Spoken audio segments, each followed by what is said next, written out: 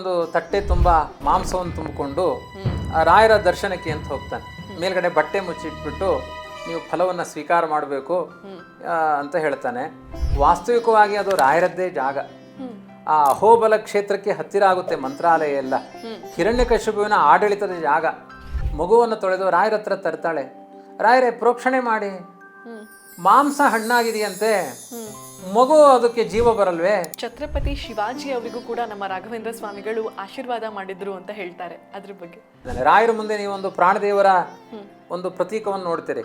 ಆ ಪ್ರಾಣದೇವರ ಕೆಳಭಾಗದಲ್ಲಿ ಒಂದು ರುದ್ರದೇವರ ಪ್ರತೀಕ ಇದೆ. ಅದನ್ನು ಹಿರಣ್ಯಕಶಿಪುವೇ ಪ್ರತಿಷ್ಠೆ ಮಾಡಿದ್ದಾನೆ, ರುದ್ರದೇವರ ಆರಾಧನೆ ಮಾಡ್ತಾ ಇದ್ದ ಅನ್ನುವ ಮಾತುಗಳಿದೆ.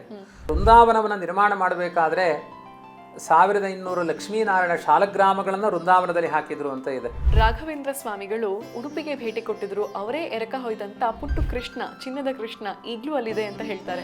ಈ ಪ್ರಸಂಗದ ಬಗ್ಗೆ ನಮ್ಗೆ ತಿಳಿಸ್ಕೊಡೋದು. ಕಸಬರಿಗೆ ತಗೊಂಡು ಮಂತ್ರಾಲಯ ಕಸಗುಡಿಸಿದ್ರೆ ನೂರಾರು ಕಷ್ಟಗಳು ಪರಿಹಾರ ಆಗಿಬಿಡುತ್ತೆ, ಕಸಗುಡಿಸಿದಂಗೆ ಹೋಗ್ಬಿಡುತ್ತೆ ಎನ್ನುವ ನಂಬಿಕೆಗಳಿದೆ. ಮಂತ್ರಾಲಯದಲ್ಲಿ ಕೊಡುವಂತ ಪ್ರಸಾದವನ್ನ ಪರಿಮಳ ಪ್ರಸಾದ ಅಂತ ಯಾಕೆ ಕರೀತಾರೆ? ನಮಸ್ಕಾರ, ನಾನು ಹಂಸ. ನೀವು ನೋಡ್ತಿದ್ದೀರಾ ಹಂಸ ವಸಿಷ್ಠ ಯೂಟ್ಯೂಬ್ ಚಾನೆಲ್. ಇದು ಹರಟೆ ವಿತ್ ಹಂಸ.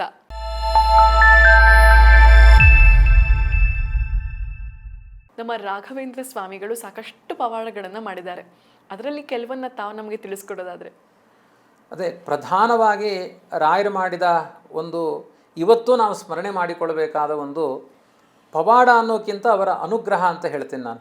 ಯಾಕೆಂದರೆ ಇವತ್ತು ಪವಾಡ ಅನ್ನೋದು ಕಂಡ ಬೀದಿಗಳಲ್ಲಿ ಬಾಬಾಗಳು ಮಾಡ್ಲಿಕ್ಕೆ ಶುರು ಮಾಡಿದ್ರಿಂದ ಅದಕ್ಕೆ ಟ್ಯಾಲಿ ಮಾಡಿ ನೋಡೋದು ಬೇಡ. ಒಂದು ದೈವಿ ಭಾವ, ಒಂದು ದಿವ್ಯವಾದ ಅನುಗ್ರಹ. ಆದ್ವಾನಿಯ ಪ್ರಾಂತ್ಯದಲ್ಲಿ ಒಬ್ಬ ವೆಂಕಪ್ಪ ಅಂತ ಸಾಮಾನ್ಯ ಬ್ರಾಹ್ಮಣ ಮನೆತನದ ವ್ಯಕ್ತಿ. ಪುರಾಣಗಳಲ್ಲೆಲ್ಲ ಒಂದು ಊರಿನಲ್ಲಿ ಒಬ್ಬ ಬಡ ಬ್ರಾಹ್ಮಣ ಇದ್ದ ಅಂತಾನೆ. ಹಾಗೆ ಬಡ ಬ್ರಾಹ್ಮಣ, ತಿನ್ನಲಿಕ್ಕೆ ಗತಿ ಇಲ್ಲ, ದನ ಮೇಯಿಸಿಕೊಂಡು ಕಾಲ ಕಳೆಯುವ ಸ್ಥಿತಿ. ಒಂದು ದಿನ ರಾಯರ ಆ ಪ್ರಾಂತ್ಯಕ್ಕೆ ಬಂದಾಗ ಎಲ್ಲರೂ ಮುದ್ರಾಧಾರಣೆಗೆ ಅಂತ ಹೋಗ್ತಾರೆ. ಆ ಪ್ರಸಂಗದಲ್ಲಿ ಇವನು ಹೋಗ್ತಾನೆ. ಒಂದು ವೈಷ್ಣವ ದೀಕ್ಷೆಯನ್ನು ಪಡಿಬೇಕಾದ್ರೆ ಗುರುಗಳಿಗೆ ಒಂದು ಕಾಣಿಕೆಯನ್ನು ಹಾಕಿ ಮುದ್ರೆಯನ್ನು ಹಾಕಿಸಿಕೊಳ್ಬೇಕು ಅಂತ. ಅವನ ಹತ್ರ ಏನೂ ಇರಲ್ಲ. ರಾಯರೇ ನನಗೆ ಹಾಕ್ಬೋದಾ? ರಾಘವೇಂದ್ರ ಪ್ರಭುಗಳೇ, ನಾನು ತುಂಬ ದರಿದ್ರ, ಬೌದ್ಧಿಕವಾಗಿ ಇನ್ನು ಸಿರಿತನದಿಂದ ನಾನು ತುಂಬ ಅಲ್ಪನಾಗಿದ್ದೇನೆ, ನನಗೊಂದು ಅನುಗ್ರಹ ಮಾಡ್ಬೋದೇ?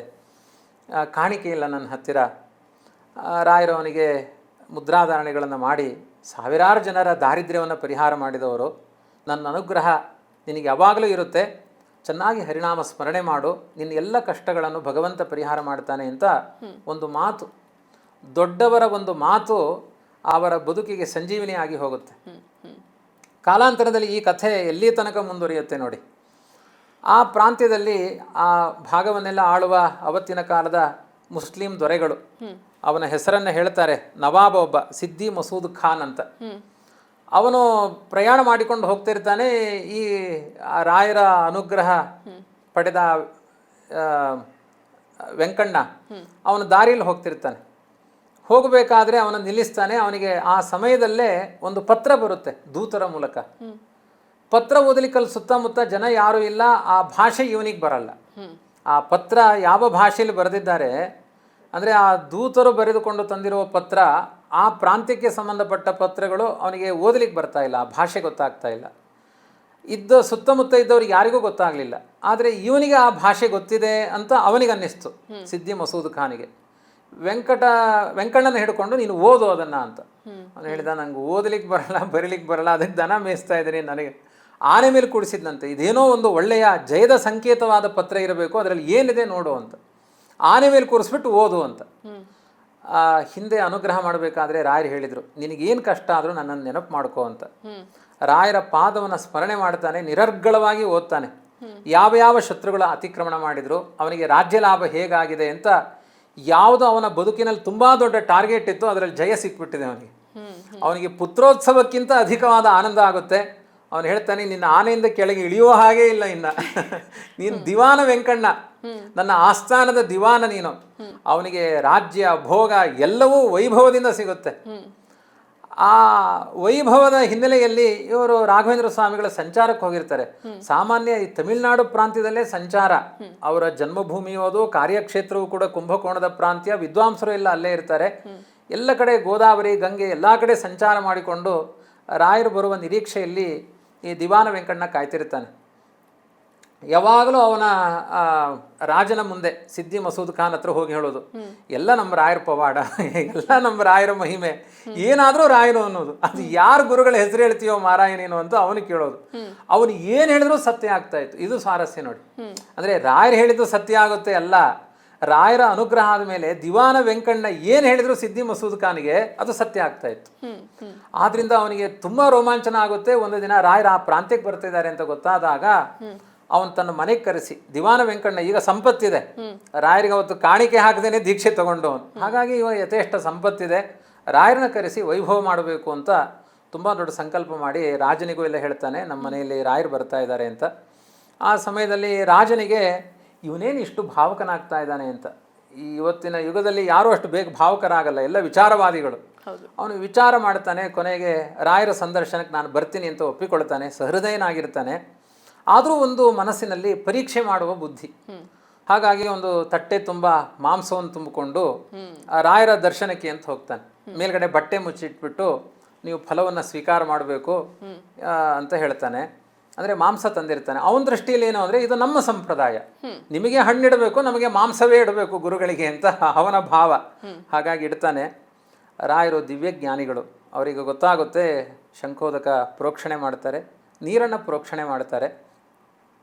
ಆ ಬಟ್ಟೆ ತೆಗೆದು ನೋಡಿದರೆ ಭೋಜ್ಯವಾದ ಫಲವಸ್ತುಗಳಾಗಿರುತ್ತೆ ಅದು. ಇದು ಸಾಮಾನ್ಯವಾದ ಮಹಿಮೆ ಇಲ್ಲ. ಇಂತಹ ಪವಾಡಗಳನ್ನು, ಇದನ್ನು ಪವಾಡ ಅಂತ ಕರಿಬಾರ್ದು. ಇದೊಂದು ಅತೀಂದ್ರಿಯವಾದ ಶಕ್ತಿ, ಭಗವದ್ ಅನುಗ್ರಹ. ಯಾಕೆಂದರೆ ಇದನ್ನು ಅನ್ಯಥಾ ಕರ್ತುಂ ಸಾಮರ್ಥ್ಯ ಅಂತಾರೆ. ವಿಷವನ್ನು ಅಮೃತ ಮಾಡಿ ಪಾನ ಮಾಡಿದ್ರು ವಾಯುದೇವರು ಅನ್ನುವ ಕಥೆ ಇದೆ. ವಾಯುದೇವರ ದಿವ್ಯವಾದ ಸನ್ನಿಧಾನ ರಾಘವೇಂದ್ರ ಸ್ವಾಮಿಗಳಲ್ಲಿ ಇರೋದ್ರಿಂದ ಪ್ರಹ್ಲಾದೋ ನಿತ್ಯ ಭಕ್ತಿಮಾನ್ ಅಂತ ಸ್ತೋತ್ರ ಇದೆ. ಅಂದರೆ ವಾಯುದೇವರ ಸನ್ನಿಧಾನವೇ ರಾಯರಲ್ಲಿ ತುಂಬಿಕೊಂಡಿದೆ. ಹಾಗಾಗಿ ಅದನ್ನು ಏನು ಬೇಕಾದರೂ ಮಾಡ್ಬೋದು. ರಾಜನನ್ನು ಆಳನ್ನಾಗಿ ಮಾಡ್ಬೋದು, ಆಳನ್ನು ಅರಸನನ್ನಾಗಿ ಮಾಡ್ಬೋದು. ಅಂತಹ ಶಕ್ತಿ ಅವರಲ್ಲಿದೆ. ಎರಡು ಪವಾಡವೂ ಇಲ್ಲೇ ನಡೆಯುತ್ತೆ ನೋಡಿ. ಅವನ ಆಳು ಈಗ ದಿವಾನ ವೆಂಕಣ್ಣ, ಅರಸನ ಸ್ಥಾನ ಅವನಿಗೆ. ಈಗ ಇದು ಮಾಂಸ, ಅದೆಲ್ಲ ಹಣ್ಣಾಗಿ. ಇಂಥ ಒಂದು ಅದ್ಭುತವಾದ ಶಕ್ತಿ, ಇಂಥದ್ದು ಒಂದಲ್ಲ ಅನೇಕ ಪವಾಡಗಳು, ರಾಯರ ಮಹಿಮೆಗಳು ನಡೆದಿದೆ. ಕಾಲಾಂತರದಲ್ಲಿ ಇದೇ ವೆಂಕಣ್ಣ ದಿವಾನನೇ ರಾಜ ಹೇಳ್ತಾನೆ, ರಾಯರಿಗೆ ಏನಾದರೂ ನಾನು ದಾನ ಮಾಡಬೇಕು ಅಂತ ಹೇಳಿದಾಗ ನೀವು ಕೇಳ್ಕೊಳ್ಳಿ, ಒಳ್ಳೊಳ್ಳೆ ದೇಶಗಳನ್ನು, ಗ್ರಾಮಗಳನ್ನು ತೋರಿಸಿ ಹೇಳ್ತಾರೆ, ಇಲ್ಲ ನನಗೆ ಆ ತುಂಗಭದ್ರಾ ನದಿಯ ತೀರದ ಮಂಚಾಲಮ್ಮನ ಕ್ಷೇತ್ರವೇ ನನಗೆ ಅದು ಕಾರ್ಯಕ್ಷೇತ್ರ ಆಗಬೇಕು, ಅದನ್ನು ನೀನು ಪತ್ರ ಮಾಡಿಕೊಡು. ನಾವು ಸನ್ಯಾಸಿಗಳು ಅದನ್ನೂ ಕೇಳಬಾರ್ದು, ನದಿ ಇರೋದರಿಂದ ಅದನ್ನು ಬಯಸ್ತೇವೆ. ಋಷಿ ಮುನಿಗಳು, ಸನ್ಯಾಸಿಗಳೆಲ್ಲ ನದಿಯನ್ನು ಬಯಸಬೇಕು, ಆ ದೃಷ್ಟಿಯಿಂದ ನದಿ ತೀರವನ್ನು ಬಯಸ್ತಾ ಇದ್ದೇನೆ, ಅದನ್ನು ಕೊಡು ಅಂತ. ಅದನ್ನು ಯಾಕೆ, ಅದು ಬರಡು ಭೂಮಿ, ಅದು ಬೇಡ ಅಂತ ಅವನು ನಿರಾಕರಿಸ್ತಾನೆ ಅವನು. ಅಂದರೆ ಇವತ್ತು ಕೆಲವರು ಹೇಳ್ತಾರೆ ಅದೆಲ್ಲ ಅವರು ಕೊಟ್ಟಿದ್ದಾರೆ ಇವರು ಕೊಟ್ಟಿದ್ದಾರೆ ಅಂತ. ಅದನ್ನೇ ಯಾಕೆ ಬಯಸಿದ್ರು ಅಂದರೆ ವಾಸ್ತವಿಕವಾಗಿ ಅದು ರಾಯರದ್ದೇ ಜಾಗ. ಆ ಅಹೋಬಲ ಕ್ಷೇತ್ರಕ್ಕೆ ಹತ್ತಿರ ಆಗುತ್ತೆ ಮಂತ್ರಾಲಯ ಎಲ್ಲ. ಹಿರಣ್ಯಕಶಿಪುವಿನ ಆಡಳಿತದ ಜಾಗ. ಹಿರಣ್ಯಕಶಿಪುವಿನ ಮಗ ಪ್ರಹ್ಲಾದ, ಹಾಗಾಗಿ ಅವರಲ್ಲಿ ಇದ್ದ ಜಾಗ, ಅದರ ಮಹಿಮೆ ಎಲ್ಲ ಗೊತ್ತು. ಆದ್ರಿಂದ ನಮ್ಮ ಜಾಗ ನನಗೆ ಕೊಡು, ನೀನೇನು ಕೊಡ್ತಿ ಅಂತ ಅಷ್ಟೇ. ಈ ಅಭಿಪ್ರಾಯದಲ್ಲಿ ರಾಯರ ಆ ಜಾಗವನ್ನು ಪಡಿತಾರೆ. ಇವತ್ತದೇ ಮಂತ್ರಾಲಯ ಆಗಿ.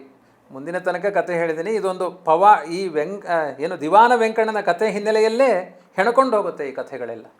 ಮುಂದೆ ಕಿರೀಟಗಿರಿ ಗ್ರಾಮದಲ್ಲಿ ಒಂದು ಮಗುವನ್ನ ಬದುಕಿಸಿದರ ಬಗ್ಗೆ ಒಂದು ಕಥೆ ಇದೆ ಅಂತ ಕೇಳಿದ್ವಿ, ಅದ್ರ ಬಗ್ಗೆ ಹೇಳೋದಾದ್ರೆ? ಅದೇ, ಒಬ್ಬ ಬ್ರಾಹ್ಮಣನ ಮನೆ ದೇಸಾಯಿ, ತುಂಬ ಶ್ರೀಮಂತ. ಒಂದು ಒಳ್ಳೆಯ ರಾಘವೇಂದ್ರ ಸ್ವಾಮಿಗಳ ಮಹಿಮೆಗಳು ಸಾಕಷ್ಟು ಜನಗಳಿಗೆ ಅರ್ಥವತ್ತಾಗಿ ಮನಸ್ಸಿಗೆ ಬಂದಿತ್ತು. ಕರೆದು ವೈಭವ ಮಾಡಬೇಕು ಅಂತ ಗ್ರಾಮದವರನ್ನೆಲ್ಲ ಕರೆದು, ಅಂದರೆ ರಾಯರ ಮಹಿಮೆ ನೋಡಿ, ಒಂದು ಸ್ವಾಮಿಗಳು ಬಂದರು ಅಂದರೆ ಅವ್ರವ್ರ ಮನೆಯವರೇ ಕೂಡ ಹಾಕ್ಕೊಂಡು ಒಂದು ಭರ್ಜರಿ ಭೋಜನ ಮಾಡಿ ಹೋಗೋದಲ್ಲ. ಅವನು ಮಾವಿನ ಹಣ್ಣಿನ ರಸಾಯ ಮಾಡಿಸಿದಂತೆ ದೊಡ್ಡ ಕಡಾಯಿ, ಎಷ್ಟು ಅಂದರೆ ಅವಗಾಹನ ಸ್ನಾನ ಮಾಡ್ಬೋದು, ಮುಳುಗುವಷ್ಟು ರಸಾಯನ. ಅಂದರೆ ಗ್ರಾಮದವರಿಗೆಲ್ಲ ಔತಣ ಇತ್ತು ಅಂತ ಅರ್ಥ. ರಾಯರೆಂದರೆ ಅಷ್ಟು ದೊಡ್ಡ ಔದಾರ್ಯದ ಒಂದು ಸಂಕೇತ ಅದು. ಅಷ್ಟು ವೈಭವ ಮಾಡಿದರು. ಅವನಿಗೆ ಒಂದೇ ಒಂದು ಮಗು, ಅಪರೂಪದಲ್ಲಿ ಭಗವದ್ ಅನುಗ್ರಹದಿಂದ ಹುಟ್ಟಿದ ಮಗು. ಆ ಕಡೆ ಪೂಜೆ ನಡೀತಾ ಇದೆ. ಈ ಮಗುವಿಗೆ ಮಾವಿನ ಹಣ್ಣಿನ ಶೀಕರಣೆ ತಿನ್ನಬೇಕು ಅನ್ನುವ ಆಕಾಂಕ್ಷೆ ಹುಟ್ಟಿತು. ಅದನ್ನು ನಮ್ಮ ಸ್ವಾಮಿಗಳು, ಗುರುಗಳು ಪೇಜಾವರ ಸ್ವಾಮಿಗಳು ಹೇಳ್ತಾ ಇದ್ರು, ಸ್ವಲ್ಪ 1 ಸ್ಪೂನು 2 ಸ್ಪೂನು ತಿಂದರೆ ಚೆನ್ನಾಗಿರುತ್ತೆ, ಅದರ ಆ ಕಡಾಯಿ ಒಳಗೆ ಮುಳುಗುತ್ತೀನಿ ಎನ್ನುವ ಆಸೆ ಹುಟ್ಟಿದ್ದು ತಪ್ಪು. ಹಾಗೆ ನಮಗೂ ಜೀವನದಲ್ಲಿ ಸ್ವಲ್ಪ ಸುಖ ಪರವಾಗಿಲ್ಲ, ಅದರಲ್ಲೇ ಮುಳುಗು ಬಿಡ್ತೇವೆ ಅಂದರೆ ಮರಣಾಂತಿಕವಾದ ದುಃಖಗಳು ಬರುತ್ತೆ, ಎಚ್ಚರ ಅಂತ ರಾಯರು ಈ ತಮ್ಮ ಕಥೆಯಲ್ಲೂ ಒಂದು ಸಂದೇಶವನ್ನು ನೀಡಿದ್ದಾರೆ. ಆ ಮಗು ಮಾವಿನ ಹಣ್ಣಿನ ಶೀಕರಣೆ ಆಸೆಯಿಂದ ಆ ಪಾತ್ರೆ ಒಳಗಡೆ ಮುಳುಗಿ ಬಿದ್ದು ಬಿಡುತ್ತೆ. ಯಾರಿಗೂ ಗೊತ್ತಾಗೋದಿಲ್ಲ ಮುಳುಗಿ ಬಿದ್ದಿದ್ದು. ಕಾಲಾಂತರದಲ್ಲಿ ಪೂಜೆ ಎಲ್ಲ ಮುಗಿದ ಮೇಲೆ ಹಣ್ಣನ್ನು ತೋಡಬೇಕಾದ್ರೆ ಗೊತ್ತಾಗುತ್ತೆ ಮಗುವಿನ ಶವ ಸಿಗುತ್ತೆ. ತಾಯಿ ತುಂಬ ಏನು ಕಂಗಾಲಾಗಲ್ಲ ನೋಡಿ. ಆ ಹೆಣ್ಣಿಗೆ ಒಂದು ಮಂತ್ರದ ಬಲದ ಜ್ಞಾನ ಎಷ್ಟಿರುತ್ತೆ. ದೇಸಾಯಿ ಕಂಗಾಲಾಗ್ತಾನೆ, ತಾಯಿ ಸ್ವಸ್ಥ ಚಿತ್ತಳಾಗಿರ್ತಾಳೆ. ಎಲ್ಲ ಕೇಳ್ತಾರೆ, ನಿನ್ನ ಮಗು ಸತ್ತಿದೆಯಲ್ಲ, ರಾಯರು ಬಂದಿದ್ದಾರೆ, ನನಗೇನು ಚಿಂತೆ ಇಲ್ಲ. ಎಂಥ ಒಂದು ದೃಢ ಭಾವ ನೋಡಿ. ಅದನ್ನೇ ಶಾಸ್ತ್ರ ಹೇಳುತ್ತೆ, ವಿಶ್ವಾಸ ಫಲದಾಯಕ. ಯಾವತ್ತು ನಂಬಿಕೆ ಮುಖ್ಯ. ಆ ನಂಬಿಕೆಯಿಂದ ಮಗುವನ್ನು ತೊಳೆದು ರಾಯರ ಹತ್ರ ತರ್ತಾಳೆ. ರಾಯರೇ ಪ್ರೋಕ್ಷಣೆ ಮಾಡಿ, ಮಾಂಸ ಹಣ್ಣಾಗಿದೆಯಂತೆ, ಮಗು ಅದಕ್ಕೆ ಜೀವ ಬರಲ್ವೇ, ಪ್ರೋಕ್ಷಣೆ ಮಾಡಿ ರಾಯರೇ. ಆ ನಂಬಿಕೆ ಹಿನ್ನೆಲೆಯಲ್ಲಿ ರಾಯರು ಪ್ರೋಕ್ಷಣೆ ಮಾಡಿದ್ರು, ಮಗು ಜೀವಂತ ಆಯಿತು. ಅದು ನೋಡಿ. ಆದ್ದರಿಂದ ಇತಿಹಾಸದಲ್ಲಿ ಮಾವಿನ ಹಣ್ಣಿನ ಕೊಪ್ಪರಿಗೆ ಒಳಗೆ ಮುಳುಗಿ ಹಣ್ಣನ್ನು ಕುಡಿದು ಹೊರಗೆ ಬಂದದ್ದು ಮಗು ಇದೊಂದೇ. ರಾಯರ ಮಹಿಮೆ ಅಂತ ಅಂದು ಈ ಕಥೆಗೆ ಒಂದು ಸಣ್ಣ ಸಂವಾದಿಯನ್ನು ಹೇಳ್ತೇನೆ. ಇದಾದ್ಮೇಲೆ ಕೆಲವರು ನಂಬಲಿಲ್ಲ. ಯಾವತ್ತೂ ಒಂದು ಕಮ್ಯುನಿಸ್ಟ್ ಅನ್ನೋದು ಇದ್ದೇ ಇದೆ. ಇದು ಸುಮ್ಮನೆ ಪವಾಡ, ದೇಸಾಯಿ ಮನೆಯಲ್ಲಿ ಒಂದು ಬ್ರಾಹ್ಮಣರಿಗೆ ಮಹತ್ವ ತುಂಬಲಿಕ್ಕೆ ಮಾಡಿಕೊಂಡ ಪವಾಡ ಅಂತ ಒಂದು ಬೇರೆ ಒಂದಷ್ಟು ಜನಗಳು ಕುಹಕದ ಮಾತುಗಳನ್ನಾಡಿ ಒಂದು ಮಗುವನ್ನು ತಯಾರು ಮಾಡಿದರು. ಅದಕ್ಕೆ ಹೇಳಿದರು, ನೀನು ಯಾವುದೇ ಕಾರಣದಲ್ಲಿ ಉಸಿರಾಡಬಾರ್ದು, ಸತ್ತ ಶವದ ಹಾಗೆ ಬಿಡಬೇಕು. ಅದು ರಾಯರು ಹೆಂಗೆ ಬದುಕಿಸ್ತಾರೆ ನೋಡೋಣ. ಯಾವ ನೀರು ಪ್ರೋಕ್ಷಣೆ ಮಾಡಿದ್ರು ಇನ್ನು ಅಳ್ಳಾಡಬಾರ್ದು ಅಂತ. ಆ ಮಗುವನ್ನು ಮಲಗಿಸಿದ್ದಾರೆ. ರಾಯರ ಹತ್ರ ಹೋಗಿ ಬೊಬ್ಬೆ ಹೊಡೆದ್ರು. ರಾಯರೇ, ನಮ್ಮನೇಲಿ ಒಂದು ಮಗು ಸತ್ತು ಹೋಗಿದೆ, ಬದುಕಿಸಿ ಬನ್ನಿ. ರಾಯರು ಡೊಂಬರಾಟದ ಪವಾಡ ಮಾಡಲಿಕ್ಕೆ ಹೊರಟವರಲ್ಲ, ಯಾರಿಗೆ ದುಃಖ ಇದೆ ಅದಕ್ಕೆ ಚಿಕಿತ್ಸೆ ಕೊಡಲಿಕ್ಕೆ ಹೊರಟವರು. ರಾಯರು ಅವ್ರ ಮನೆಗೆ ಹೋಗ್ತಾರೆ. ಅವ್ರು ಹೇಳ್ತಾರೆ, ಆ ಮಗು ಸತ್ತಿರಲಿಲ್ಲಪ್ಪ, ಅದಕ್ಕೆ ಬದುಕಿಸಿದೆ. ಈ ಮಗು ಸತ್ತೋಗಿದೆ, ಬದುಕಿಸಲಿಕ್ಕಾಗಲ್ಲ ಅಂತ ರಾಯರ ಮುಂದೆ ಹೊರಟುಬಿಟ್ರು. ಆಮೇಲೆ ಅವರಿಗೆಲ್ಲ ಬಹಳ ಖುಷಿಯಾಗೋಯ್ತು. ಅಯ್ಯೋ ಸತ್ತೇ ಇಲ್ಲ, ಸತ್ತಿದೆ ಅಂತ ಹೇಳ್ತಾ ಇದ್ದಾರೆ, ಹೇಳೋ ಅಂತ ಹೇಳಿದರೆ ಮಗು ಹೇಳಿಲ್ಲ, ಮಗು ಸತ್ತೋಗಿತ್ತು. ಅಂದರೆ ದೊಡ್ಡವರನ್ನು ಪರೀಕ್ಷೆ ಮಾಡಬೇಡಿ. ದೊಡ್ಡವರಿಗೆ ಅಪಚಾರ ಮಾಡಲಿಕ್ಕೆ ಹೋದರೆ ಅದರ ಅನರ್ಥ ನಮಗೆ ಆಗುತ್ತೆ ಹೊರತು ದೊಡ್ಡವರಿಗಾಗಲ್ಲ ಅನ್ನೋ ಎಚ್ಚರವನ್ನು ಈ ಕಥೆ ಹಿನ್ನೆಲೆಯಲ್ಲಿ ನೀಡಿದ್ದಾರೆ. ರಾಯರ ಇಂಥ ಅನೇಕ ಮಹಿಮೆಗಳಿವೆ. ಛತ್ರಪತಿ ಶಿವಾಜಿ ಅವರಿಗೂ ಕೂಡ ನಮ್ಮ ರಾಘವೇಂದ್ರ ಸ್ವಾಮಿಗಳು ಆಶೀರ್ವಾದ ಮಾಡಿದ್ರು ಅಂತ ಹೇಳ್ತಾರೆ, ಅದ್ರ ಬಗ್ಗೆ. ಅದೇ, ಇವತ್ತು ಛತ್ರಪತಿ ಶಿವಾಜಿ ಅವರ ಮಗ ಛಾವ ಬಹಳ ಪ್ರಸಿದ್ಧವಾದ ಚಿತ್ರಗಳೆಲ್ಲ ಬಂದಿದೆ. ಕೊಲ್ಹಾಪುರದ ಪ್ರಾಂತ್ಯದಲ್ಲಿ ಸಂಚಾರಕ್ಕೆ ಹೋಗಬೇಕಾದ್ರೆ ಹಿಂದೂ ಧರ್ಮದ ಮಹಾನಿಷ್ಠ. ಅದರಲ್ಲಿ ಕೆಲವೊಮ್ಮೆ ಒಳ್ಳೆ ಮೊಬೈಲ್ ಇರುತ್ತೆ, ಅದಕ್ಕೆ ಚಾರ್ಜ್ ಆಗಲಿಲ್ಲ ಅಂದರೆ ಮಹತ್ವ ಇರಲ್ಲ. ಛತ್ರಪತಿ ಶಿವಾಜಿ ಅವತ್ತಿನ ಕಾಲದ ಹಿಂದೂ ಧರ್ಮದ ಒಂದು ದೊಡ್ಡ ಮೊಬೈಲ್ ಇದ್ದ ಹಾಗೆ. ಅದಕ್ಕೆ ಬ್ಯಾಟ್ರಿ ಚಾರ್ಜ್ ಮಾಡ್ಕೊಳ್ಬೇಕಲ್ಲ, ಅದಕ್ಕೆ ರಾಯರ ಹತ್ರ ಬಂದು ದಿವ್ಯವಾದ ಅನುಗ್ರಹವನ್ನು ಪಡೆದು ಅನೇಕ ಧರ್ಮಗಳನ್ನು ಹೇಗೆ ಸ್ಥಾಪನೆ ಮಾಡಬೇಕು ಅನ್ನೋ ಮಾರ್ಗದರ್ಶನವನ್ನು ಪಡೆದ ಅನ್ನುವ ಉಲ್ಲೇಖವೂ ಕೂಡ ಇದೆ. ರಾಘವೇಂದ್ರ ಸ್ವಾಮಿಗಳು ನಮ್ಮೆಲ್ಲರಿಗೂ ಆರಾಧ್ಯ ದೈವ. ಆದರೆ ರಾಘವೇಂದ್ರ ಸ್ವಾಮಿಗಳಿಗೆ ಆರಾಧ್ಯ ದೈವ ಯಾರು, ಮತ್ತೆ ಅವ್ರು ಪೂಜೆ ಮಾಡ್ತಿದ್ದಂಥ ಮೂಲರಾಮನ ಬಗ್ಗೆ ನಮ್ಗೆ ತಿಳಿಸ್ಕೊಡೋದಾದ್ರೆ. ರಾಘವೇಂದ್ರ ಸ್ವಾಮಿಗಳಿಗೆ ಆರಾಧ್ಯ ದೈವ ಬ್ರಹ್ಮಕರಾರ್ಚಿತ ಮೂಲರಾಮದೇವರು. ರಾಯರ ಮಠದಲ್ಲಿ 3 ರಾಮದೇವರು. ಒಂದು ಬ್ರಹ್ಮಕರಾರ್ಚಿತ ಮೂಲರಾಮದೇವರು, ಇನ್ನೊಂದು ಮಧ್ವಾಚಾರ್ಯ ಕರಾರ್ಚಿತ, ಅದು ಶಿರಪಾದಗಳಲ್ಲಿ ಸುದರ್ಶನ ಇದೆ, ದಶಾವತಾರ ಪೀಠ ಇದೆ, ಅಂಥ ಒಂದು ದಿಗ್ವಿಜಯ ರಾಮದೇವರು. ಇನ್ನೊಂದು ಜಯತೀರ್ಥರ ಕರಾರ್ಚಿತ ಜಯರಾಮದೇವರು. ಒಂದು ಮೂಲರಾಮ, ಇನ್ನೊಂದು ದಿಗ್ವಿಜಯರಾಮ, ಇನ್ನೊಂದು ಜಯರಾಮ ಅಂತ. ಅಂದರೆ ವಿಶೇಷವಾಗಿ ರಾಮಾರಾಧಕರು ರಾಘವೇಂದ್ರ ಸ್ವಾಮಿಗಳು. ಮುಂದೆ ಅವರ ಕಥೆಗಳನ್ನು ಹೇಳಬೇಕಾದ್ರೆ ಇನ್ನು ಆ ರೂಪಗಳ ಧ್ಯಾನಗಳ ಬಗ್ಗೆ ನಾನು ಹೇಳಲಿಕ್ಕಿದೆ. ವಿಶೇಷವಾಗಿ ರಾಮನ ಆರಾಧನೆಯಿಂದ ಎಲ್ಲಿ ರಾಮನ ಆರಾಧನೆಯನ್ನು ಮಾಡ್ತಾರೆ ಆ ಕ್ಷೇತ್ರ ಎಲ್ಲ ಸಮೃದ್ಧಿ. ಯಾಕೆಂದರೆ ಹಿಂದೆ ರಾಮನ ಕಾಲದಲ್ಲೂ ಹಾಗೆ, ಎಲ್ಲೆಲ್ಲಿ ರಾಮನ ಸಂಚಾರ ಇದೆ ಅದೆಲ್ಲ ಸಮೃದ್ಧಿಕಾರಕವಾದ ಕ್ಷೇತ್ರಗಳಾಗ್ತಾ ಇತ್ತು. ಹಾಗೆ ಬ್ರಹ್ಮಕರಾರ್ಚಿತನಾದ ರಾಮ ಮುಂದೆ ಇಕ್ಷ್ವಾಕುವಿನಿಂದ ಆರಾಧ್ಯನಾದ, ಮುಂದೆ ಅದೇ ಪರಂಪರೆಯಲ್ಲಿ ರಾಮದೇವರು ಈ ಗಜಪತಿ ಕ್ಷೇತ್ರ ಅಂತ ಗಜಗಹ್ವರ ಕ್ಷೇತ್ರ ಅಲ್ಲಿಗೆ ಬಂದಾಗ ನರಹರಿ ತೀರ್ಥರ ಮೂಲಕ ಅದು ಮತ್ತೆ ಕೋಶವನ್ನು ಸೇರಿತ್ತು ಮೂಲರಾಮದೇವರು ಅಂತ. ಹೀಗೆ ಪರಂಪರೆಯಿಂದ ಬಂದಿರುವಂತಹ ರಾಮದೇವರನ್ನು ಅತ್ಯಂತ ಶ್ರದ್ಧಾಭಕ್ತಿಗಳಿಂದ ಆರಾಧನೆ ಮಾಡಿದ್ದಾರೆ. ಆ ರಾಮದೇವರ ಬಗ್ಗೆ ವಿಶೇಷವಾಗಿ ಅರ್ಚಾತು ರಾಮಚಂದ್ರಸ್ಯ ನಿರ್ಮಿತ ವಿಶ್ವಕರ್ಮಣ ವೃತ್ತಪೀಠ ಲಂಬಕರ್ಣ ತ್ರಿವಕ್ರ ಸೀತಯಾಸಹ ಅಂತ ತುಂಬ ಲಕ್ಷಣಗಳನ್ನು ಹೇಳಿದ್ದಾರೆ. ಅಂದರೆ ಒಂದು ಉರುಟಾದ ಪೀಠ ಇದೆ ರಾಮದೇವರಿಗೆ, ತ್ರಿಭಂಗಿ ಅಂತ ನಿಂತಿರುವ ಶೈಲಿ ತುಂಬ ನಯನ ಮನೋಹರ. ಸೀತಾದೇವಿಯ ಜೊತೆಗಿರುವಂತಹ ವಿಶ್ವಕರ್ಮನೇ ರಚನೆ ಮಾಡಿದ ರಾಮದೇವರು. ಬ್ರಹ್ಮದೇವರು ಅದನ್ನು ಮೊದಲು ಆರಾಧನೆ ಮಾಡಿದರು. ವಿಶೇಷವಾಗಿ ರಂಗನಾಥನ, ಇವತ್ತೇನು ಶ್ರೀರಂಗಂ ರಂಗನಾಥನ ಜೊತೆಗೆ ಇಟ್ಟು ಆರಾಧನೆ ಮಾಡ್ತಾ ಇದ್ರಂತೆ. ಈ ಆರಾಧನೆ ನಡೆದಿದೆ. ಆಮೇಲೆ ವಿಶೇಷವಾಗಿ ಇಕ್ಷ್ವಾಕು ರಾಜ ಆರಾಧನೆ ಮಾಡಿದ, ಜಾಂಬುವಂತ ಆರಾಧನೆ ಮಾಡಿದ, ಗಜಪತಿಯ ಕೋಶಕ್ಕೆ ಬಂತು. ಅಲ್ಲಿಂದ ವಿಶೇಷವಾಗಿ ಸಂಸ್ಥಾನಕ್ಕೆ ಆ ಪ್ರತೀಕ ಸೇರಿದೆ. ಇವತ್ತು ಆ ರಾಮದೇವರ ಆರಾಧನೆ ಎಲ್ಲಿ ನಡೆಯುತ್ತೆ ಅಲ್ಲಿ ಅತ್ಯಂತ ವೈಭವಗಳು ನಡೆಯುತ್ತೆ ಎನ್ನುವ ನಂಬಿಕೆ ಮತ್ತು ಅದು ವಾಸ್ತವ ಎರಡೂ ನಡೀತಾ ಇದೆ. ಆ ರಾಮದೇವರ ವಿಗ್ರಹ ಎಲ್ಲಿದೆ ಈಗ? ಅದೇ ರಾಘವೇಂದ್ರ ಮಠದಲ್ಲಿ ವಿಶೇಷವಾಗಿ ಇವತ್ತು ಸುಬುಧೇಂದ್ರ ಅಧುನಾ ಪೀಠದಲ್ಲಿ ವಿರಾಜಮಾನರಾದ ಸುಬುಧೇಂದ್ರ ತೀರ್ಥರು ಅದನ್ನು ಆರಾಧನೆ ಮಾಡ್ತಾ ಇದ್ದಾರೆ. ಇವತ್ತು ಮಂತ್ರಾಲಯದ ಎಲ್ಲ ವೈಭವಗಳಿಗೆ ಮಾತ್ರ ಅಲ್ಲ, ನಮ್ಮ ದೇಶ ವಿದೇಶಗಳಲ್ಲಿ ಇವತ್ತು ರಾಯರ ಹೆಸರು ಹೇಳದೆ ಯಾರ ಜೀವನ ಇಲ್ಲ. ಒಬ್ಬ ಆಟೋ ಡ್ರೈವರು ರಾಯರನ್ನ ಸ್ಮರಣೆ ಮಾಡಿಯೇ ಮುಂದಿನ ಬದುಕಿದೆ.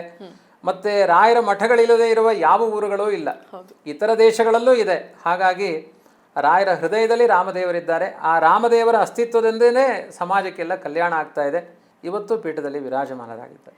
ನಾವು ಸುಮಾರು ಕಡೆ ರಾಘವೇಂದ್ರ ಸ್ವಾಮಿಗಳ ಒಂದು ಚಿತ್ರ ನೋಡುವಾಗ ಹಿಂದ್ಗಡೆ ಪಂಚಮುಖಿ ಆಂಜನೇಯ ಸ್ವಾಮಿಯ ಒಂದು ಚಿತ್ರ ಕೂಡ ಇರುತ್ತೆ. ರಾಘವೇಂದ್ರ ಸ್ವಾಮಿಗಳು ಹಾಗೆ ಪಂಚಮುಖಿ ಆಂಜನೇಯ ಅವರಿಬ್ಬರ ಒಂದು ನಂಟಿನ ಬಗ್ಗೆ ಹೇಳೋದಾದ್ರೆ, ಅದೇ ಇದು ಮಂತ್ರಾಲಯದ ಬಳಿಯೇ ಪಂಚಮುಖಿ ಕ್ಷೇತ್ರ ಅಂತ ಇದೆ. ಅಲ್ಲಿ 12 ವರ್ಷಗಳ ಕಾಲ ಒಂದು ಬೆಟ್ಟದ ಮೇಲೆ ಹತ್ತಿಕೊಂಡು ಹೋಗಬೇಕು. ನೀವು ಆ ಪ್ರಾಂತ್ಯ ನೋಡಿದರೆ ಗೊತ್ತಾಗುತ್ತೆ. ಒಂದು ಗುಹೆಯ ರೀತಿಯಲ್ಲಿದೆ. ಅಲ್ಲಿ ಒಳಗಡೆ ಹೋಗಿ ರಾಯರು 12 ವರ್ಷಗಳ ಕಾಲ ತಪಸ್ಸನ್ನು ಮಾಡಿದ್ದಾರೆ ಅಂತ. ಒಂದು ರೂಪದಿಂದ ಕುಳಿತು ಅಲ್ಲಿ ತಪಸ್ಸು ಮಾಡಿದ್ದಾರೆ, ಮತ್ತೆ ಇನ್ನೊಂದು ರೂಪದಿಂದ ಸಂಚಾರವು ಮಾಡಿದ್ದಾರೆ ಎನ್ನುವ ಮಾತುಗಳಿದ್ದಾವೆ. ವಿಶೇಷವಾಗಿ ಅವರ ತಪಸ್ಸಿಗೆ ಮೂಡಿದ ರೂಪ ಅದು ಆ ಪಂಚಮುಖಿ ಆಂಜನೇಯ ಅಂತ. ಅದರಲ್ಲಿ ಪಂಚಮುಖಗಳಲ್ಲಿ ಒಂದು ಹಯಗ್ರೀವ, ವರಾಹ, ನರಸಿಂಹ, ಗರುಡ ಮತ್ತು ಹನುಮ, ಹೀಗೆ 5 ಮುಖಗಳಿರುತ್ತೆ. ಅಂಥ ರೂಪಗಳಿಂದ ವಿಶೇಷವಾಗಿ ಮುಖ್ಯ ಪ್ರಾಣ ರಾಯರಿಗೆ ಅನುಗ್ರಹ ಮಾಡಿದ. ಆದ್ದರಿಂದ ಪಂಚಪ್ರಾಣರ ಅನುಗ್ರಹ ಇರೋದ್ರಿಂದ ಯಾರ ಪ್ರಾಣ ಹೋದರೂ ಇವರು ಸಂಜೀವಿನಿ ಆಗ್ತಾರೆ ರಾಯರು. ಅದರ ಹಿನ್ನೆಲೆ ಅದಕ್ಕಿದೆ. ಹಾಗೆ ಈಗ ಮುಖ್ಯ ಪ್ರಾಣ ಅಂತ ಮಾತು ಬಂದಾಗ ಹನುಮಂತನನ್ನ ನಾವೆಲ್ಲ ಹನುಮಂತ, ಆಂಜನೇಯ ಹೀಗೆ ಸಂಬೋಧಿಸ್ತೀವಿ. ಆದರೆ ರಾಯರ ಮಠಗಳಲ್ಲಿ ಹನುಮಂತನನ್ನ ಪ್ರಾಣದೇವರು ಅಥವಾ ಮುಖ್ಯ ಪ್ರಾಣದೇವರು ಅಂತ ಕರೀತಾರೆ. ಯಾಕೆ ಅನ್ನೋ ಪ್ರಶ್ನೆ ಸುಮಾರು ಜನಗಳ ಮನಸ್ಸಲ್ಲಿದೆ. ಅದ್ರ ಬಗ್ಗೆ ಹೇಳೋದಾದ್ರೆ, ಅದೇ ಈಗ ಹನುಮ, ಭೀಮ, ಮಧ್ವ ಅಂತ ಇದು 3 ಅವತಾರ ರೂಪಗಳು. ಎಲ್ಲ ರೂಪಗಳಿಗೂ ಒಂದು ಮೂಲ ರೂಪ ಅಂತ ಇದೆ. ಈಗ ರಾಯರು ಯಾರು ಅಂತ ನೀವು ಕೇಳಿದ್ರಿ, ನಾನು ಅದಕ್ಕೆ ಉತ್ತರ ಕೊಟ್ಟೆ. ಹಿಂದೆ ಅವರು ವ್ಯಾಸರಾಜರು, ಅದರ ಹಿಂದೆ ಪ್ರಹ್ಲಾದರಾಜರು, ಅದರ ಹಿಂದೆ ಶಂಕುಕರ್ಣ, ಬ್ರಹ್ಮದೇವರ ಭೃತ್ಯರು ಅಂತೆಲ್ಲ ಉತ್ತರಗಳನ್ನು ಕೊಟ್ಟೆ. ಅದೇ ತರನೇ ಆಂಜನೇಯ ಯಾರು ಅಂತ ಕೇಳಿದರೆ ಅದರ ಒಂದು ಮೂಲ ರೂಪ ಅಂತ ಇದೆ. ಕೃಷ್ಣ ಯಾರು ಅಂದರೆ ಸಾಕ್ಷಾತ್ ಶ್ರೀಮನ್ನಾರಾಯಣ. ಹಾಗೆ ಆಂಜನೇಯ ಯಾರು ಅಂತ ಕೇಳಿದರೆ ಅಂಜನೇಯ ಮಗ, ಅದು ಅವತಾರ ರೂಪ. ರಾಮನ ಭಂಟ ಹನುಮಂತ, ಅವನ ಮೂಲ ರೂಪ ಮುಖ್ಯ ಪ್ರಾಣ ಅನ್ನುವ ರೂಪ. ಅಂದರೆ ಸತ್ಯಲೋಕವನ್ನು ಆಳುವ ಇವತ್ತಿನ ಬ್ರಹ್ಮದೇವರೇನಿದ್ದಾರೆ, ಆ ಬ್ರಹ್ಮ ಪದವಿಯಲ್ಲಿ ನಿಂತು ಜಗತ್ತನ್ನು ಆಳುವಂತಹ ದೇವನಿಗೆ ಮುಖ್ಯ ಪ್ರಾಣ ಅಂತ ಕರೆಯೋದು. ಹಾಗಾಗಿ ಅದನ್ನು ಪ್ರಾಣ ಅನ್ನುವ ಶಬ್ದದಿಂದಲೂ ಕರೀಬಹುದು, ಆಂಜನೇಯ ಅನ್ನುವ ಶಬ್ದದಿಂದಲೂ ಕರೀಬಹುದು. ಇದು ಅವತಾರ ರೂಪ, ಅದು ಮೂಲ ರೂಪ. ರಾಘವೇಂದ್ರ ಸ್ವಾಮಿಗಳು ಉಡುಪಿಗೆ ಭೇಟಿ ಕೊಟ್ಟಿದ್ರು. ಅವರೇ ಎರಕ ಹೊಯ್ದಂತ ಪುಟ್ಟು ಕೃಷ್ಣ, ಚಿನ್ನದ ಕೃಷ್ಣ ಈಗಲೂ ಅಲ್ಲಿದೆ ಅಂತ ಹೇಳ್ತಾರೆ. ಈ ಪ್ರಸಂಗದ ಬಗ್ಗೆ ನಮ್ಗೆ ತಿಳಿಸ್ಕೊಡೋದಾದ್ರೆ, ರಾಘವೇಂದ್ರ ಸ್ವಾಮಿಗಳ ಒಂದು ವಿಶೇಷವಾದ ಸಂಚಾರ ಉಡುಪಿಯ ಕ್ಷೇತ್ರದಲ್ಲಿ ಆಗುತ್ತೆ. ಉಡುಪಿಯಲ್ಲಿ ಕೃಷ್ಣನ ಎದುರುಗಡೆ ನೋಡುವುದೇ, ಕೃಷ್ಣನು ನಿರಂತರ ಎದುರುಗಡೆ ನೋಡುವುದೇ ರಾಘವೇಂದ್ರ ಸ್ವಾಮಿಗಳನ್ನು. ನೀವು ಅಲ್ಲಿ ನೋಡ್ಬೋದು ಅದನ್ನು. ಅಂದರೆ ವಾದಿರಾಜರು ಅತ್ಯಂತ ಪ್ರೀತಿಯಿಂದ ಇದೆ. ಇವರ ಪರಮೇಷ್ಠಿ ಗುರುಗಳು ಅಂದರೆ ರಾಯರ ಗುರುಗಳು ಸುಧೀಂದ್ರ ತೀರ್ಥರು, ಸುಧೀಂದ್ರ ತೀರ್ಥರ ಗುರುಗಳು ವಿಜಯೇಂದ್ರ ತೀರ್ಥರು. ಆ ವಿಜಯೇಂದ್ರ ತೀರ್ಥರು ವಾದಿರಾಜರು ಸಮಕಾಲೀನರು. ಆ ವಿಜಯೇಂದ್ರ ತೀರ್ಥರಿಗೆ ಕೃಷ್ಣನ ಮುಂಭಾಗದಲ್ಲಿಯೇ ಸ್ಥಳವನ್ನು ಕೊಟ್ಟವರು ವಾದಿರಾಜರು, ಭಾವಿ ಸಮೀರ ವಾದಿರಾಜ ಗುರು ಸಾರ್ವಭೌಮರು. ಆ ಜಾಗದಲ್ಲಿ ಕುಳಿತು ತುಂಬ ಕಾಲ ತಪಸ್ಸನ್ನು ಮಾಡ್ತಾರೆ, ಕೃಷ್ಣನ ಉಪಾಸನೆಗಳನ್ನು ಮಾಡ್ತಾರೆ. ಆ ಸಂದರ್ಭದಲ್ಲಿ ಕೃಷ್ಣನ ಸನ್ನಿಧಾನದಲ್ಲಿ ಇಟ್ಟು ಪೂಜೆಗೊಂಡಿರುವಂತಹ ಒಂದು ಚಿನ್ನದ ಉಡುಪಿಯ ಕೃಷ್ಣನ ರೂಪ ಇವತ್ತು ಮಠದಲ್ಲಿ ಆರಾಧ್ಯಮಾನವಾಗಿದೆ. ಇಷ್ಟೇ ಪ್ರತಿಮೆ ಇದೆ, ಸೌವರ್ಣಿ ಸರ್ವಸಿದ್ಧಿದ ಅಂತ ಸುವರ್ಣದ ಪ್ರತಿಮೆ. ಅದನ್ನು ರಾಯರೇ ಎರಕ ಹೊಯ್ದು ರಚನೆ ಮಾಡಿ ಕೃಷ್ಣನ ಸನ್ನಿಧಾನದಲ್ಲಿಟ್ಟು ಪೂಜೆ ಆಗಿರುವಂತಹ ಒಂದು ಪ್ರತೀಕ ಅದು. ಇವತ್ತು ಸಂತಾನಯಂತ್ರ, ಭೀತಿಯಂತ್ರ ಎಲ್ಲರಿಗೂ ಕೂಡ ಕಷ್ಟಗಳ ನಿವಾರಣೆಗಿರುವಂತಹ ಒಂದು ದಿವ್ಯವಾದ ಸನ್ನಿಧಾನ ಉಡುಪಿಯ ಕೃಷ್ಣನ ಪ್ರತೀಕ. ರಾಯರ ಆರಾಧನೆ ಮಾಡಿದ್ದು ಬಂಗಾರದ ಒಂದು ಕೃಷ್ಣನ ಪ್ರತೀಕ, ಅದನ್ನು ನೋಡಬಹುದು ಮಠದಲ್ಲಿ. ರಾಯರು ನಮ್ಮ ತಿರುಪತಿ ಶ್ರೀನಿವಾಸನಿಗೆ ಏಕಾಂತ ಸೇವೆ ನಡೆಸ್ತಾರೆ, ಅಂಥದ್ದೊಂದು ಪ್ರಸಂಗ ನಡೆಯುತ್ತೆ ಅಂತ ಹೇಳ್ತಾರಲ್ಲ, ಅದ್ರ ಬಗ್ಗೆ ನಮ್ಗೆ ತಿಳಿಸ್ಕೊಡೋದಾದ್ರೆ. ಅದೇ ಯಾವತ್ತು ಕೃತಜ್ಞತೆ ಅನ್ನೋದು ಮನುಷ್ಯನಿಗೆ ತುಂಬ ಮುಖ್ಯವಾಗಿದೆ. ಅವರ ಬದುಕಿನಲ್ಲಿ ಅವರ ಅವತಾರ ಆಗಿದ್ದೇ ವೆಂಕಟನಾಥ ಅಂತ ಹೆಸರು ಬಂದಿದ್ದೇ ಶ್ರೀನಿವಾಸನಿಂದ. ಹಾಗಾಗಿ ಕಲಿಯುಗದಲ್ಲಿ ಒಂದು ಪ್ರಸಿದ್ಧವಾದ ಮಾತಿದೆ, ದೇವರೆಂದರೆ ತಿರುಪತಿಯ ತಿಮ್ಮಪ್ಪ, ಗುರುಗಳೆಂದರೆ ಮಂಚಾಲಯ ರಾಘಪ್ಪ ಅಂತ. ಹಾಗಾಗಿ ಆ ರಾಘಪ್ಪನಿಗೂ ಬಲವನ್ನು ತುಂಬುವವನು ಯಾರು ಅಂದರೆ ತಿಮ್ಮಪ್ಪ. ಹಾಗಾಗಿ ತಿಮ್ಮಪ್ಪನ ಸನ್ನಿಧಾನಕ್ಕೆ ಹೋಗಿ ಆ ಕೃತಜ್ಞತೆಯನ್ನು ಸಮರ್ಪಣೆ ಮಾಡಿದರು. ಅನೇಕ ವರ್ಷಗಳ ಕಾಲ ಅಲ್ಲಿ ನಿಂತು ಶ್ರೀನಿವಾಸನಿಗೆ ಸೇವೆಯನ್ನು ಮಾಡಿದ್ದಾರೆ. ನಮ್ಮ ರಾಘವೇಂದ್ರ ಸ್ವಾಮಿಗಳು ಬೃಂದಾವನ ಪ್ರವೇಶ ಮಾಡಿದ್ರ ಬಗ್ಗೆ ಯಾಕೆ ಆ ನಿರ್ಧಾರ ಕೈಗೊಳ್ತಾರೆ, ಹಾಗೇನೆ ಮಂತ್ರಾಲಯವನ್ನೇ ಆ ಕ್ಷೇತ್ರವನ್ನೇ ಯಾಕೆ ಆಯ್ಕೆ ಮಾಡ್ಕೊಳ್ತಾರೆ? ನಾನು ಹಿಂದೆ ನಿಮಗೆ ಸೂಚನೆ ಮಾಡಿದೆ, ಆ ಸಿದ್ದಿ ಮಸೂದ್ ಖಾನ್ ಬಳಿ ಮಂತ್ರಾಲಯವನ್ನೇ ಬಯಸಿದರು. ಯಾಕೆಂದರೆ ಒಂದು ಅವರ ಹಿಂದಿನ ಕಾರ್ಯಕ್ಷೇತ್ರ, ಎಲ್ಲದಕ್ಕಿಂತ ಹೆಚ್ಚು ಇವತ್ತು ಅಲ್ಲಿಯ ಜನಗಳು ಹೇಳ್ತಾರೆ ಅದಕ್ಕೆ ತುಂಬ ಪುರಾವೆಗಳಿದೆ. ರಾಮಲಿಂಗೇಶ್ವರ ದೇವಸ್ಥಾನ ಅಂತ ಇದೆ, ರಾಮದೇವರು ಓಡಾಡಿದ ಜಾಗ ಅದು, ರಾಮದೇವರು ಬಂದಿರುವಂತಹ ಸ್ಥಳ ಅದು. ಹಾಗಾಗಿ ಆ ಪ್ರಾಂತ್ಯ ಮತ್ತು ಎಲ್ಲದಕ್ಕಿಂತ ಹೆಚ್ಚು ತುಂಗಭದ್ರಾ ನದಿಯಲ್ಲಿ ಹಯಗ್ರೀವ ದೇವನ ಸನ್ನಿಧಾನ ಇದೆ. ಆದ್ದರಿಂದ ಜ್ಞಾನ ಕಾರ್ಯಗಳು ಅಧಿಕವಾಗಿ ನಡೆಯುತ್ತೆ ಈ ಹಿನ್ನೆಲೆಯಲ್ಲಿ. ಮತ್ತು ದುರ್ಗೆಯ ಸೂಚನೆಗಳಾಗುತ್ತೆ, ಇಂತಹ ಜಾಗಕ್ಕೆ ಬಾ ಅಂತ. ಮಂಚಾಲಮ್ಮ, ಅದು ಪರಶುರಾಮ ದೇವರ ಒಂದು ಸನ್ನಿಧಾನವೂ ಅಲ್ಲಿದೆ. ವಿಶೇಷವಾಗಿ ಆ ಕ್ಷೇತ್ರದಲ್ಲಿ ತುಂಬ ಸನ್ನಿಧಾನಗಳಿದೆ. ರಾಮಲಿಂಗೇಶ್ವರ ದೇವಸ್ಥಾನ ಅಂತ ಇದೆ. ಮತ್ತು ಹಿರಣ್ಯಕಶ್ಯಪು ಅಲ್ಲಿ ಒಂದು ರುದ್ರದೇವರನ್ನ ಸ್ಥಾಪನೆ ಮಾಡಿದ್ದಾನೆ. ರಾಯರ ಮುಂದೆ ನೀವು ಒಂದು ಪ್ರಾಣದೇವರ ಒಂದು ಪ್ರತೀಕವನ್ನು ನೋಡ್ತೀರಿ. ಆ ಪ್ರಾಣದೇವರ ಕೆಳಭಾಗದಲ್ಲಿ ಒಂದು ರುದ್ರದೇವರ ಪ್ರತೀಕ ಇದೆ. ಅದನ್ನು ಹಿರಣ್ಯಕಶ್ಯಪುವೇ ಪ್ರತಿಷ್ಠೆ ಮಾಡಿದ್ದಾನೆ, ರುದ್ರದೇವರ ಆರಾಧನೆ ಮಾಡ್ತಾ ಇದ್ದ ಅನ್ನುವ ಮಾತುಗಳಿದೆ. ಹಾಗಾಗಿ ಪೂರ್ವಾಶ್ರಮದಲ್ಲಿ, ಪೂರ್ವ ಜನ್ಮದಲ್ಲಿ ಪ್ರಹ್ಲಾದರಾಜರಾಗಿ ಆ ಕ್ಷೇತ್ರದ ಮಹಿಮೆಯನ್ನೆಲ್ಲ ಅರ್ಥ ಮಾಡಿಕೊಂಡು, ಮತ್ತು ರಾಯರು ಅದು ಅವತ್ತಿನ ಕಾಲದಲ್ಲಿ ಬಂಜರು ಭೂಮಿ.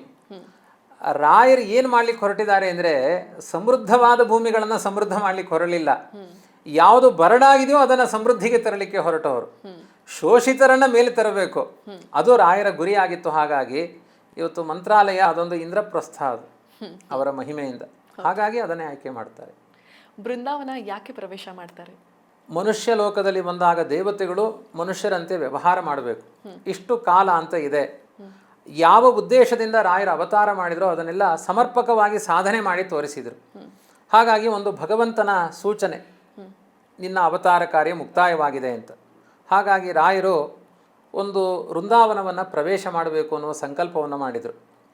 ನಮ್ಮ ಮಾಧ್ವ ಇತಿಹಾಸದಲ್ಲಿ ಸಶರೀರವಾಗಿ ವೃಂದಾವನವನ್ನು ಪ್ರವೇಶ ಮಾಡಿದವರು ರಾಯರಿಗಿಂತ ಮೊದಲು ಭಾವಿ ಸಮೀರ ವಾದಿರಾಜ ಗುರು ಸಾರ್ವಭೌಮರು ಶಿರಸಿಯ ಹತ್ತಿರದಲ್ಲಿ ಸೋದಾ ಕ್ಷೇತ್ರ ಅಂತ ಇದೆ, ಅಲ್ಲಿ ಪಂಚವೃಂದಾವನಗಳ ಸನ್ನಿಧಾನ ಇದೆ. ಅವರು ಹಾಗೆ ವೃಂದಾವನವನ್ನು ಪ್ರವೇಶ ಮಾಡಿದರು. ಅವರೇ ವೃಂದಾವನಗಳನ್ನೆಲ್ಲ ತಯಾರು ಮಾಡಿ ಪ್ರವೇಶ ಮಾಡಿತ್ತು. ನಂತರ ಅದೇ ಕ್ರಮದಲ್ಲಿ ವೃಂದಾವನವನ್ನು ಪ್ರವೇಶ ಮಾಡಿದವರು ಮಾಧ್ವ ಇತಿಹಾಸದಲ್ಲಿ ರಾಘವೇಂದ್ರ ಸ್ವಾಮಿಗಳು. ಜೀವಂತವಾಗಿ ಸಶರೀರ ವೃಂದಾವನ ಪ್ರವೇಶ ಅಂತ ಅಂದರೆ ಅವರ ಶವ ಆಗೋದು ಈ ಥರದ್ದು ಯಾವುದೂ ಇಲ್ಲ. ಇವತ್ತು ವೃಂದಾವನದಲ್ಲೇ ಸನ್ನಿಹಿತರಾಗಿದ್ದಾರೆ. ಮನುಷ್ಯ ಲೋಕದಲ್ಲಿ ಕಾಣಿಸಿಕೊಳ್ಳಬಾರದು ಅಂತ ವೃಂದಾವನದಲ್ಲಿ ಅದೃಶ್ಯರಾಗಿ ಇದ್ದಾರೆ. ಆ ಪರಿಸರ ಎಲ್ಲ ತುಂಬ ಪವಿತ್ರವಾದದ್ದು, ಯಾರೂ ನಡೆದಾಡೋ ಹಾಗಿಲ್ಲ. ಮತ್ತು ಅರ್ಚಕರೆಲ್ಲ ವೃಂದಾವನದ ಸುತ್ತ ಓಡಾಡ್ತಾರಲ್ವ ಅಂದರೆ ಅದು ಹೇಳ್ತಾರೆ, ಅದಕ್ಕೂ ಎಲ್ಲ ಉತ್ತರ ಅವಾಗಲೇ ಕೊಟ್ಟಿದ್ದಾರೆ. ಇವರೆಲ್ಲ ಮಕ್ಕಳಿದ್ದ ಹಾಗೆ, ಮಕ್ಕಳು ಅಪ್ಪ ಅಮ್ಮನ ಮೈ ಮೇಲೆಲ್ಲ ಕುಣಿದಾಡ್ಬೋದು, ಬೇರೆಯವರಿಗೆ ಅವಕಾಶ ಇಲ್ಲ. ಹಾಗಾಗಿ ಅಲ್ಲಿ ಆರಾಧನೆ ಮಾಡೋರೆಲ್ಲ ರಾಯರ ಮಕ್ಕಳಿಗೆ ಸಮಾನ ಅನ್ನುವ ಭಾವಗಳಿದೆ. ಹಾಗಾಗಿ ಅದು ತುಂಬ ಪವಿತ್ರವಾದ ಜಾಗ. ವೃಂದಾವನ ಪ್ರವೇಶ ಮಾಡುವ ಸಂಕಲ್ಪವನ್ನು ರಾಘವೇಂದ್ರ ಸ್ವಾಮಿಗಳು ಮಾಡ್ತಾರೆ. ಎಷ್ಟನೇ ವಯಸ್ಸಿಗೆ ವೃಂದಾವನ ಪ್ರವೇಶ ಮಾಡ್ತಾರೆ ರಾಯರು? ಅದೇ ಸುಮಾರು ಒಂದು 80-81ನೇ ರಾಯರ ದೃಷ್ಟಿಯಿಂದ ವಯಸ್ಸಾಗುತ್ತೆ. ವೃಂದಾವನ ಪ್ರವೇಶದಲ್ಲಿ ಕೆಲವು ಅಂಶಗಳನ್ನು ಹೇಳಬೇಕು. ವೃಂದಾವನ ತಯಾರಿಗೆ ಒಂದಷ್ಟು ಶಿಲೆಗಳು ಎಲ್ಲ ತಯಾರಾಗಿರುತ್ತೆ, ಆದರೆ ಅದನ್ನು ಅಂಗೀಕಾರ ಮಾಡೋದಿಲ್ಲ. ಯಾಕೆಂದರೆ ರಾಯರು ಗತಿಸಿದ ಮೇಲೆ ನಡೆಯುವ ಪವಾಡಗಳಲ್ಲ. ವೃಂದಾವನ ಪ್ರವೇಶ ಮಾಡ್ತೀನಿ ಅಂತ ಶಿಷ್ಯರಿಗೆ ಬೋಧನೆ ಮಾಡಿದ್ದಾರೆ ಅವರು ಯೋಗೀಂದ್ರ ತೀರ್ಥರು. ಹಾಗಾಗಿ ಈಗ ನೀವು ಈ ಶಿಲೆಗಳನ್ನೆಲ್ಲ ಮಾಡೋದು ಬೇಡ, ನಾನು ಹೇಳಿದ ಜಾಗದಿಂದ ಶಿಲೆಗಳನ್ನು ತಗೊಂಡು ಬನ್ನಿ ಅಂತಾರೆ. ಮಾಧಾವರಂ ಬಳಿ ಶಿಲೆಗಳಿವೆ. ಅದು ರಾಮಚಂದ್ರ ದೇವರು ಪ್ರಯಾಣ ಮಾಡಬೇಕಾದ್ರೆ ಆ ಶಿಲೆ ಮೇಲೆ ತಾನು ವಿಶ್ರಾಂತಿಯನ್ನು ಪಡೆದ ಶಿಲೆಗಳು ಅಂತ. ಅಂಥ ಪವಿತ್ರವಾದ ಶಿಲೆಯನ್ನು ಹೊತ್ತು ತನ್ನಿ. ಯಾಕೆ ಅಂದರೆ ಬೃಂದಾವನ ಇದು ಸಮಾಜಕ್ಕೆ, ಅದರ ಭಗವಂತನ ಅನುಗ್ರಹ ಸಮಾಜಕ್ಕೆ ಮುಟ್ಟಬೇಕು. ಹಾಗಾಗಿ ಸಮಾಜಮುಖಿಯಾಗುವಂತಹ ಒಂದು ಸನ್ನಿಧಾನ ಅಲ್ಲಿದೆ ಅಂತ ಅವರೇ ಸೂಚನೆ ಮಾಡಿ ಆ ಬಂಡೆಗಳನ್ನು ತರಿಸ್ತಾರೆ. ರಾಮದೇವರು ಕುಳಿತ ಬಂಡೆಗಳನ್ನೇ ಕೆತ್ತುತ್ತಾರೆ. ಅದರ ಎದುರುಗಡೆ ಇರುವ ರಾಯರ ವೃಂದಾವನದ ಎದುರುಗಡೆ ಇರುವ ಆಂಜನೇಯನೂ ಕೂಡ ಈ ವೃಂದಾವನದ ಅಧಿಕವಾದ ಶಿಲೆಯ ಭಾಗದಿಂದಲೇ ಆಂಜನೇಯನನ್ನ, ಅದು ಯೋಗೀಂದ್ರ ತೀರ್ಥರು ಪ್ರತಿಷ್ಠೆ ಮಾಡಿದ್ದು ಆಂಜನೇಯ ಎದುರು ಭಾಗದಲ್ಲೇ ಇದೆ. ಅದನ್ನು ಉಳಿದ ಕಲ್ಲುಗಳಿಂದ ಮಾಡ್ತಾರೆ. ಮತ್ತು ಉಳಿದ ಕಲ್ಲಿನಿಂದ ಎದುರುಗಡೆಯೂ ಒಂದು ಶಿವಲಿಂಗವನ್ನು ಸ್ಥಾಪನೆ ಮಾಡ್ತಾರೆ. ಹೀಗೆ ಒಂದು, ಆದ್ದರಿಂದ ಯಾರೂ ಅಲ್ಲಿ ಆವಾಹನೆ ಮಾಡಿ ತೆಗೆಯುವ ವ್ಯವಸ್ಥೆಗಳಿಲ್ಲ. ದಿವ್ಯವಾದ ಸನ್ನಿಧಾನ ರಾಮದೇವರ ಸನ್ನಿಧಾನದಿಂದ ಸಹಜವಾಗಿ ಆ ವೃಂದಾವನದಲ್ಲಿ ಇದೆ. ಆ ವೃಂದಾವನಕ್ಕೆ ಅವರು ಪ್ರವೇಶ ಕೊಟ್ಟಂಥ ಪ್ರಸಂಗ ಹೇಗಿತ್ತು? ಅದೊಂದು ತುಂಬ ಮನಸ್ಸಿಗೆ ಒಪ್ಪಿಕೊಳ್ಳಿಕ್ಕಾಗದೇ ಇರುವ ಪ್ರಸಂಗ. ಯಾಕೆಂದರೆ ಸಮಾಜಮುಖಿಯಾಗಿ ಇಷ್ಟು ಎತ್ತರ ಕೊಂಡೊಯ್ತಾ ಇದ್ದಾರೆ. ಆಧ್ಯಾತ್ಮಿಕ ದಾರಿದ್ರ್ಯ ಇದ್ದವರ ದಾರಿದ್ರ್ಯ ಪರಿಹಾರ ಮಾಡ್ತಾ ಇದ್ದಾರೆ, ಭೌತಿಕ ಜೀವನದ ದಾರಿದ್ರ್ಯ ಇದ್ದವರ ದಾರಿದ್ರ್ಯ ಪರಿಹಾರ ಮಾಡ್ತಾ ಇದ್ದಾರೆ, ಮಾನಸಿಕ ಚಿಂತೆಯಿಂದ ಬಳಲಿದವರ ಚಿಂತೆಗೆ, ಇವತ್ತು ಡಿಪ್ರೆಷನ್ಗೆ ಚಿಕಿತ್ಸೆಗಳಿಲ್ಲ, ಚಿಂತೆ ಭಯಗಳಿಗೆ ಚಿಕಿತ್ಸೆ ಇಲ್ಲ, ಮೂಲಭೂತವಾದ 1000 ಸಮಸ್ಯೆಗಳಿಗೆ ಚಿಕಿತ್ಸೆ ಇಲ್ಲ. ಅಂತಹದ್ದಕ್ಕೆಲ್ಲ ಒಬ್ಬ ಸಂಜೀವಿನಿಯಾಗಿ ರಾಯರು ಬಂದಿದ್ದಾರೆ. ಅವರು ನಮ್ಮ ಕಣ್ಮುಂದೆ ಅದೃಶ್ಯರಾಗ್ತಾರೆ ಅಂದರೆ ಯಾವ ಸಮಾಜ ಒಪ್ಪಿಕೊಳ್ಳುತ್ತೆ? ಅದನ್ನು ನಾವು ಊಹೆ ಮಾಡಿಕೊಂಡ್ರೂ ಅದು ದುಃಖದ ಪ್ರಸಂಗ. ಅದಕ್ಕೊಂದು ಸಾಕ್ಷಿಯಾಗಿ ನಿಲ್ಲುವ ಪ್ರಸಂಗವನ್ನು ನಾನು ಉಲ್ಲೇಖ ಮಾಡ್ತೇನೆ. ರಾಯರ ಹತ್ತಿರದ ಅಂತರಂಗ ಭಕ್ತರು ಅಪ್ಪಣ್ಣಾಚಾರ್ಯರು. ಅವರು ಬಿಚ್ಚಾಲಿಯ ಪರಿಸರದಲ್ಲಿರ್ತಾರೆ. ರಾಯರು ಸಶರೀರವಾಗಿ ಬೃಂದಾವನ ಪ್ರವೇಶ ಮಾಡ್ತಾ ಇದ್ದಾರೆ, ಶಿಲೆಗಳನ್ನೆಲ್ಲ ಜೋಡಿಸ್ತಾ ಇದ್ದಾರೆ ಅಂತ ಗೊತ್ತಾದ ತಕ್ಷಣ ಅವರು ಅಲ್ಲಿಂದ ರಾಯರ ಸ್ತೋತ್ರವನ್ನು, ತುಂಬ ದೊಡ್ಡ ವಿದ್ವಾಂಸರು, ಒಂದು ರೀತಿ ಅವರು ಋಷಿಗಳು, ಅವರು ರಾಯರ ವ್ಯಕ್ತಿತ್ವ ವಿಕಸನದ ಋಷಿಗಳು ಅಪ್ಪಣ್ಣಾಚಾರ್ಯರು. ಅವರ ಹೃದಯದಿಂದ ಸಹಜವಾಗಿ ಸ್ತೋತ್ರಗಳು ಗಂಗಾ ಪ್ರವಾಹದಂತೆ ಶ್ರೀಪೂರ್ಣಬೋಧ ಗುರುತೀರ್ಥ ಪಯೋಬ್ಧಿಪಾರ ಅಂತ ಹೇಳಿಕೊಂಡು ಆ ತುಂಗಭದ್ರಾ ನದಿಯನ್ನು ದಾಟಿಕೊಂಡು ಬಿಚ್ಚಾಲಿಯಿಂದ ಒಳದಾರಿಯಲ್ಲಿ ಓಡಿಕೊಂಡು ಬರ್ತಾರೆ ಅಪ್ಪಣ್ಣಾಚಾರ್ಯ. ಇಲ್ಲ, ನಾನು ರಾಯರನ್ನು ದರ್ಶನ ಮಾಡಬೇಕು. ಅವರು ಬರೋದ್ರೊಳಗಡೆಗೆ ಎಲ್ಲ ಶಿಲೆಗಳನ್ನು ಇಟ್ಟುಬಿಟ್ಟು ಆಗಿರುತ್ತೆ. ಅವರಿಗೆ ಮಾತು ಹೊರಡಲ್ಲ, ಕಂಠ ಕಟ್ಟಿಬಿಡುತ್ತೆ. ಯೋ ಭಕ್ತಿಯ ಗುರುರಾಘವೇಂದ್ರ ಚರಣ ದ್ವಂದ್ವಂ ಸ್ಮರನ್ ಎಪ್ಪಟೇತ್ ಸ್ತೋತ್ರಂ ದಿವ್ಯಮಿದಂ ಸದಾ ನಹಿ ಭವೇತ್ ತಸ್ಯಾಸುಕಂ ಕಿಂಚನ ಕಿಂತು ಇಷ್ಟಾರ್ಥ ಸಮೃದ್ಧಿರೇವ ಕಮಲಾನಾಥ ಪ್ರಸಾದೋದಯಾತ್ ಕೀರ್ತಿರ್ದಿಗ್ವಿದಿತ ವಿಭೂತಿ ರತುಲ. ಇನ್ನೂ ಒಂದು ಸೆಂಟೆನ್ಸ್ ಹೇಳಬೇಕು, ಶ್ಲೋಕ ಪೂರ್ಣ ಆಗಲ್ಲ. ವಿಭೂತಿ ರತುಲ, ಮುಂದೆ ಶ್ಲೋಕ ಬರ್ತಾ ಇಲ್ಲ, ಕಣ್ಣಲ್ಲಿ ನೀರು ಸುರಿತಾ ಇದೆ, ಶ್ಲೋಕ ಬರ್ತಾ ಇಲ್ಲ. ಆ ಶ್ಲೋಕವನ್ನು ವೃಂದಾವನದ ಮೇಲ್ಭಾಗದಲ್ಲಿರುವಂಥ ಹಯಗ್ರೀವ ಸಾಕ್ಷಿ ಅಂತ ವೃಂದಾವನದಿಂದ ಶಬ್ದ, ಮುಂದಿನ ಶಬ್ದ ಜೋಡಣೆ ಆಗುತ್ತೆ, ಸಾಕ್ಷಿ ಹಯಾಸ್ಯೋತ್ರಹಿ. ಅಂದರೆ ನೀನು ಹೇಳಿದ ಎಲ್ಲ ಮಾತುಗಳಿಗೂ ನಾನು ಸಾಕ್ಷಿಯಾಗಿದ್ದೇನೆ ಅಂತ ಹಯಗ್ರೀವ ದೇವರೇ ವೃಂದಾವನದ ಮೇಲ್ಭಾಗದಿಂದ ಆ ಶ್ಲೋಕವನ್ನು ಪೂರ್ಣ ಮಾಡ್ತಾರೆ. ಹೀಗಾಗಿ ರಾಯರ ಸ್ತೋತ್ರಕ್ಕೆ ಸಾಕ್ಷಿ ಯಾರು ಅಂದರೆ ಹಯಗ್ರೀವ ದೇವರು. ಹಯಗ್ರೀವ ದೇವರೇ ಯಾಕೆ ಬಂದರು ಅಂದರೆ, ನಾನು ಅವಾಗಲೇ ಹೇಳಿದೆ, ತುಂಗಾ ನದಿಯ ಜನಕನೇ ಹಯಗ್ರೀವ ಮತ್ತು ಭೂವರಾಹ. ಹಾಗಾಗಿ ಕುದುರೆ ಮುಖದಿಂದ ಹುಟ್ಟುತ್ತೆ ತುಂಗಾ ನದಿ. ಮಂಗಳೂರಿನ ತುಂಗಾ ನದಿ ಹುಟ್ಟುವುದೇ ಕುದುರೆ ಮುಖದಿಂದ. ಕುದುರೆ ಮುಖ ಅಂದರೆ ಹಯಗ್ರೀವ ಅಂತ ಅರ್ಥ. ಹಾಗಾಗಿ ಅಲ್ಲಿ ತುಂಗಾ ಇದೆ. ನಾನು ಸಾಕ್ಷಿಯಾಗಿದ್ದೀನಿ, ನೀನು ಹೇಳಿದ ಎಲ್ಲ ಮಾತುಗಳ ಸತ್ಯ ಅನ್ನಲಿಕ್ಕೆ ನಾನು ಸಾಕ್ಷಿಯಾಗಿದ್ದೀನಿ ಅಂತ ಬರುತ್ತೆ. ಹೀಗಾಗಿ ತುಂಬ ಕಾರಣಿಕವಾದ ವೃಂದಾವನ, ಪ್ರತಿಯೊಬ್ಬರ ಭಾವನೆಗಳಿಗೆ ಸ್ಪಂದಿಸುವಂತಹ ಒಂದು ಅದ್ಭುತವಾದ ಒಂದು, ಕಣ್ಣಿಗೆ ನೋಡೋರಿಗೆ ಶಿಲೆ, ಇಲ್ಲದೇ ಇದ್ರೆ ಅದೊಂದು ದೇವತ್ವವನ್ನು ಕಾಣುವಂತಹ ಸನ್ನಿಧಾನ. ಇಂಥ ವೃಂದಾವನಕ್ಕೆ ಅಭಿಷೇಕ ಮಾಡಿರುವಂಥ ನೀರು ಗಂಗೆಗೆ ಸಮಾನ ಅಂತ ಹೇಳ್ತಾರೆ. ಬೃಂದಾವನದ ನೀರು ಗಂಗೆಗೆ ಸಮಾನ ಅಂತ. ಅದು ಗಂಗೆ ಮಾತ್ರ ಅಲ್ಲ, 3 ಕೋಟಿ ತೀರ್ಥಾಭಿಮಾನಿಗಳೆಲ್ಲ ಅಲ್ಲಿ ಸನ್ನಿಹಿತರಾಗಿದ್ದಾರೆ. ಯಾಕೆಂದರೆ ವೃಂದಾವನವನ್ನು ನಿರ್ಮಾಣ ಮಾಡಬೇಕಾದ್ರೆ 1200 ಲಕ್ಷ್ಮೀನಾರಾಯಣ ಶಾಲಗ್ರಾಮಗಳನ್ನು ವೃಂದಾವನದಲ್ಲಿ ಹಾಕಿದ್ರು ಅಂತ ಇದೆ. ಒಂದು ಕ್ಷೇತ್ರ ಶಾಲಗ್ರಾಮ ಪೂಜೆ ಮಾಡಿದರೆ ಬ್ರಹ್ಮಾಂಡದ ಆರಾಧನೆ ಮಾಡಿದಷ್ಟು ಫಲ ಇದೆ. ಅಂತಹದ್ದು ಅಷ್ಟು ಶಾಲಗ್ರಾಮಗಳನ್ನು ವೃಂದಾವನದ ಒಳಗೆ ಇಟ್ಟಿದ್ದಾರೆ. ಮತ್ತು ವಿಜಯದಾಸರು, ಗೋಪಾಲದಾಸರು, ಜಗನ್ನಾಥದಾಸರೆಲ್ಲ ಅತಿಶಯವಾಗಿ ಸ್ತೋತ್ರ ಮಾಡಿದ್ದಾರೆ. ಅವರೆಲ್ಲ ದೇವರನ್ನು ನೋಡಿದವರು, ಅಪರೋಕ್ಷ ಜ್ಞಾನಿಗಳು. ಅಂಥವರೆಲ್ಲ ರಾಯರನ್ನು ಬಹುವಾಗಿ ಸ್ತೋತ್ರ ಮಾಡಿದ್ದಾರೆ. ಆ ವೃಂದಾವನದಲ್ಲಿ ಏನೆಲ್ಲ ಮಹಿಮೆಗಳಿದೆ ಅಂತ ಅವರು ವರ್ಣನೆ ಮಾಡ್ತಾರೆ. ಪ್ರಧಾನವಾಗಿ ನರಸಿಂಹದೇವರಿದ್ದಾರೆ ವೃಂದಾವನದಲ್ಲಿ. ಆ ನರಸಿಂಹದೇವರು ಏನು ಮಾಡ್ತಾರೆ ಅಂದರೆ, ಎಲ್ಲ ದುರಿತ ನಿವಾರಣೆ, ಏನೇನೋ ಪಾಪಗಳನ್ನು ಮಾಡಿರ್ತೇವೆ, ಪಾಪಗಳು ನಮ್ಮ ಸುಖಗಳಿಗೆ ಪ್ರತಿಬಂಧಕವಾಗುತ್ತೆ. ಬ್ರಹ್ಮಹತ್ಯಾದಿ ದೋಷಗಳನ್ನೆಲ್ಲ ಪರಿಹಾರ ಮಾಡುವಂತಹ ಶಕ್ತಿ ಆ ವೃಂದಾವನ ಪ್ರದಕ್ಷಿಣೆ ಮಾಡಿದಾಗ ನರಸಿಂಹದೇವರು ನೀಡ್ತಾರೆ. ಅದಾದ ಮೇಲೆ ವಿಶೇಷವಾಗಿ ರಾಮದೇವರಿದ್ದಾರೆ.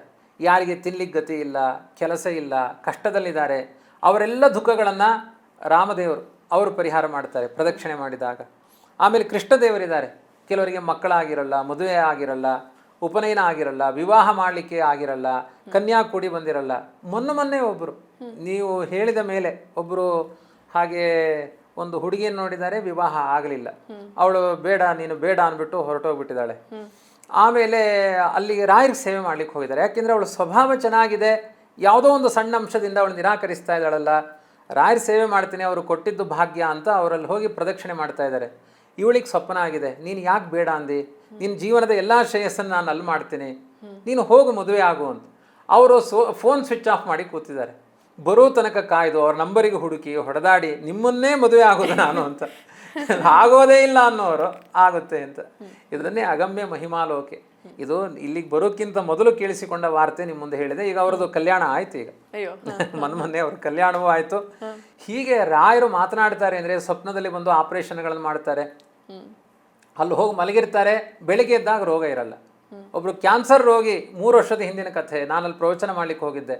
ಆಚಾರ್ಯ ಸತ್ಯ ಹೇಳ್ತಾ ಇದ್ದೀನಿ ನೋಡಿ, ಕ್ಯಾನ್ಸರ್ ರೋಗ ಪರಿಹಾರ ಆಗದೆ ತಲೆ ಎಲ್ಲ ಬೋಳಿಸ್ಕೊಂಡಿದ್ದೀನಿ, ಅದಕ್ಕೆಲ್ಲ ಕಿಮೋಥೆರಪಿ ಎಲ್ಲ ಮಾಡಿ ತುಂಬಾ ನನ್ನ ರೋಮ ಎಲ್ಲ ಉದುರೋಗಿದೆ, ಮತ್ತೆ ಅದು ಬೆಳ್ಕೊಂಡಿದೆ ಆಚಾರ್ಯ, ರಾಯರ ಪ್ರದಕ್ಷಿಣೆಗೆ ಬಂದಿದ್ದೀನಿ. ಆಯಿತು, ರಾಯರು ರಾತ್ರಿ ಮಲಗಿ ಆಪರೇಷನ್ ಮಾಡಿದ್ದಾರೆ, ನಿಂದು ರೋಗ ಎಲ್ಲ ವಾಸಿಯಾಗಿದೆ. ಆಮೇಲೆ ಹೋಗಿ ಪರೀಕ್ಷೆ ಮಾಡ್ತಾರೆ, ಕ್ಯಾನ್ಸರ್ ಅಂಶಗಳು ಇಲ್ಲ ಅಲ್ಲಿ. ಅವ್ರು ಇನ್ನೊಂದು ಲ್ಯಾಬಿಗೆ ಕರ್ಕೊಂಡು ಹೋಗಿ ಪರೀಕ್ಷೆ ಮಾಡ್ತಾರೆ, ಇಲ್ಲ ಇಲ್ಲ ಅದೇನೋ ತಪ್ಪಾಗಿರ್ಬೇಕು ಬಾ ಅಂತ ಇನ್ನೊಂದು ಲ್ಯಾಬಿಗೆ ಕರ್ಕೊಂಡು ಹೋಗ್ತಾರೆ. ಡಾಕ್ಟ್ರಿಗೆ ಶೇಮ್ ಆಗ್ತಾ ಇದೆ. ಅಲ್ಲಿ ಹೋದ್ರೆ ಅಲ್ಲೂ ಇಲ್ಲ. ಕೊನೆಗೆ ಇಲ್ಲ, ಏನೋ ಒಂದು ಪವಾಡ ನಡೆದಿದೆ, ರಾಯರ ಅನುಗ್ರಹ ಆಗಿದೆ, ರಾಯರಿದ್ದಾರೆ. ಮಂತ್ರಾಲಯದ ಗುರು ಪರಂಪರೆ ಬಗ್ಗೆ ಹೇಳೋದಾದ್ರೆ, ಮಂತ್ರಾಲಯದ ಗುರು ಪರಂಪರೆ ಅನ್ನೋದು ತುಂಬ ವಿಸ್ತಾರವಾಗಿ ಇದೆ. ಸಂಕ್ಷಿಪ್ತವಾಗಿ ಹಂಸನಾಮಕ ಪರಮಾತ್ಮನ ಪರಂಪರೆ ಮಧ್ವ ಗುರುಗಳ ನಂತರ ಪದ್ಮನಾಭ ತೀರ್ಥರು, ಆಮೇಲೆ ನರಹರಿ ತೀರ್ಥರು, ಮಾಧವ ತೀರ್ಥರು, ಅಕ್ಷೋಭ್ಯ ತೀರ್ಥರು, ಟೀಕಾಕೃತ್ಪಾದರು, ವಿದ್ಯಾಧಿರಾಜರು, ಕವೀಂದ್ರ ತೀರ್ಥರು, ವಾಗೀಶ ತೀರ್ಥರು, ರಾಮಚಂದ್ರ ತೀರ್ಥರು, ವಿಭುಧೇಂದ್ರ ತೀರ್ಥರು, ಜಿತಾಮಿತ್ರರು, ರಘುನಂದನ ತೀರ್ಥರು, ಆಮೇಲೆ ಸುರೇಂದ್ರ ತೀರ್ಥರು. ಸುರೇಂದ್ರ ತೀರ್ಥರ ಶಿಷ್ಯರೇ ವಿಜಯೇಂದ್ರ ತೀರ್ಥರು. ವಿಜಯೇಂದ್ರ ತೀರ್ಥರ ಶಿಷ್ಯರು ಸುಧೀಂದ್ರ ತೀರ್ಥರು. ಸುಧೀಂದ್ರ ತೀರ್ಥರ ಶಿಷ್ಯರು ರಾಘವೇಂದ್ರ ಸ್ವಾಮಿಗಳು. ರಾಘವೇಂದ್ರ ಸ್ವಾಮಿಗಳ ಶಿಷ್ಯರು ಯೋಗೀಂದ್ರ ತೀರ್ಥರು ಅಂತ. ಇನ್ನು ಈಗ ಸುಬುಧೇಂದ್ರ ತೀರ್ಥರ ತನಕ ಪಟ್ಟಿ ಇದೆ. ಅಷ್ಟು ಒಂದು ದೊಡ್ಡ ರಾಮಾರಾಧಕರ ದೊಡ್ಡ ತಂಡವೇ ಇದೆ. ಆಗಲೇ ತಾವು ಅಪ್ಪಣ್ಣಾಚಾರ್ಯರ ಬಗ್ಗೆ ಹೇಳ್ತಿದ್ರಿ, ಅವರು ರಾಯರ ಜೊತೆ ಸಾಕಷ್ಟು ಸಮಯ ಕಳೀತಾರೆ ಅಂತ. ಮುಂದೆ ಅವರು ಮಂತ್ರಾಲಯದಲ್ಲಿ ಉಳ್ಕೊಳ್ತಾರ, ರಾಯರ ಸೇವೆ ಸಲ್ಲಿಸ್ತಾರ, ಅಥವಾ ಮುಂದೆ ಹೇಗಾಗುತ್ತೆ? ಅಪ್ಪಣ್ಣಾಚಾರ್ಯರ ಭಾವಗಳೆಲ್ಲ ರಾಯರಿಗೆ ಸಮರ್ಪಣೆ ಆಗಿಬಿಡುತ್ತೆ. ಇವತ್ತು ಬಿಚ್ಚಾಲಿಯಲ್ಲಿ ಒಂದು ರಾಯರ ಸನ್ನಿಧಾನ ಇದೆ, ಬಿಚ್ಚಾಲಿಯಲ್ಲಿ ಅಪ್ಪಣ್ಣಾಚಾರ್ಯರ ಮನೆಯೂ ಇದೆ. ರಾಯರಿಗೆ ಈಗ ಕೆಲವೊಮ್ಮೆ ನಾವು ಗುರುಗಳನ್ನ ಪ್ರೀತಿಸ್ತಾ ಇರ್ತೇವೆ, ಗುರುಗಳು ನಮ್ಮನ್ನ ಪ್ರೀತಿಸ್ತಾರೋ ಇಲ್ವೋ ಅಂತ. ಹಾಗಾಗಿ ರಾಯರು ಒಂದು ಸನ್ನಿಧಾನದಿಂದ ಬಿಚ್ಚಾಲಿಯಲ್ಲೇ ಇದ್ದಾರೆ, ಅಪ್ಪಣ್ಯಾಚಾರ್ಯರ ಹೃದಯದಲ್ಲೇ ಇದ್ದಾರೆ. ಕೃಷ್ಣ ಹೇಳ್ತಾನೆ, ಯಾರು ನನ್ನನ್ನು ಭಕ್ತಿಯಿಂದ ಭಜಿಸ್ತಾರೋ ಅವರ ಒಳಗಡೆ ನಾನಿದ್ದೇನೆ, ನನ್ನ ಒಳಗಡೆ ಅವರನ್ನು ಇಟ್ಟುಕೊಂಡಿದ್ದೇನೆ ಅಂತ. ಅದಕ್ಕೊಂದು ದೃಷ್ಟಾಂತ ನೋಡಬೇಕು ಅಂದ್ರೆ ಈ ಅಪ್ಪಣ್ಣಾಚಾರ್ಯರು ರಾಘವೇಂದ್ರ ಸ್ವಾಮಿಗಳ ದೃಷ್ಟಾಂತ. ಅವರು ಬಿಚ್ಚಾಲಿಯಲ್ಲೇ ವಾಸ ಮಾಡಿಕೊಂಡಿದ್ರು. ರಾಯರು ಅವರ ಮನೆಯಲ್ಲಿ ವಾಸ ಮಾಡಿದ ಉಲ್ಲೇಖಗಳು ಕೂಡ ಇದೆ. ವಿಶೇಷವಾಗಿ ಏಕಾಂತ ಭಕ್ತರಾಗಿ ರಾಯರ ಎಲ್ಲ ಅನುಗ್ರಹವನ್ನು ಪಡ್ಕೊಂಡಿದ್ದಾರೆ ಅಪ್ಪಣ್ಣಾಚಾರ್ಯ. ಮಂತ್ರಾಲಯಕ್ಕೆ ಹೋದಾಗ ನಾವಲ್ಲಿ ನೋಡ್ಲೇಬೇಕಿರುವಂತ ರಾಯರ ಬೃಂದಾವನ ಬಿಟ್ಟು ಬೇರೆ ಬೇರೆ ಕ್ಷೇತ್ರಗಳು, ಅಂದ್ರೆ ಒಂದು ಆಂಜನೇಯ ಸ್ವಾಮಿಯ ದೇವಸ್ಥಾನ ಇದೆ, ಆತರ ಬೇರೆ ಯಾವೆಲ್ಲ ದೇವಸ್ಥಾನಗಳಿದೆ ಅಂತ? ಮಂತ್ರಾಲಯದ ಒಳಗಡೆಯೇ ಒಂದು ವೆಂಕಟೇಶನ ದೇವಸ್ಥಾನ ಇದೆ. ಅಂದ್ರೆ ರಾಘವೇಂದ್ರ ಸ್ವಾಮಿಗಳೇ ಈಗ ವೃಂದಾವನ ಎಲ್ಲ ನಿರ್ಮಾಣ ಆದಮೇಲೆ ಈ ಪ್ರಾಂತ್ಯ ಇದೆ. ಅದಕ್ಕಿಂತ ಮೊದಲು ರಾಯರಲ್ಲಿಗೆ ಬರ್ತಾ ಇದ್ರು. ಅವರೊಂದು ವೆಂಕಟೇಶನ ಸನ್ನಿಧಾನವನ್ನು ಸ್ಥಾಪನೆ ಮಾಡಿ ಅಲ್ಲೇ ಆನ್ಹಿಕಗಳನ್ನು ಮಾಡ್ತಾ ಇದ್ರು. ಇವತ್ತು ಊರಿನ ಒಳಗಡೆ ಆ ವೆಂಕಟೇಶ ದೇವರ ಸನ್ನಿಧಾನ ಇದೆ, ತುಂಬಾ ರಮಣೀಯವಾಗಿದೆ. ನೀವೆಲ್ಲ ಹೋದಾಗ ನೋಡ್ಬೋದು ಅದನ್ನ. ಆ ಕಾಲಾಂತರದಲ್ಲಿ ಅದನ್ನು ಜೀರ್ಣೋದ್ಧಾರ ಮಾಡಿ ಸುಷಮೀಂದ್ರ ತೀರ್ಥರು ಈಗ ಭವ್ಯವಾದ ಶಿಲಾಮಯವಾದ ಒಂದು ದೇವಸ್ಥಾನವೇ ಆಗಿದೆ. ಆ ದೇವಸ್ಥಾನ ಇದೆ. ಅದಾದ ಮೇಲೆ ಮಂಚಾಲಮ್ಮನ ಸನ್ನಿಧಾನ ಇದೆ, ಅದರ ಹತ್ತಿರವೇ ಪರಶುರಾಮ ದೇವರ ಸನ್ನಿಧಾನ ಇದೆ. ಆವಾಗ ನಾನು ಹೇಳಿದೆ ರಾಮಲಿಂಗೇಶ್ವರ ಅಂತ ಒಂದು ದೇವಸ್ಥಾನ ಇದೆ.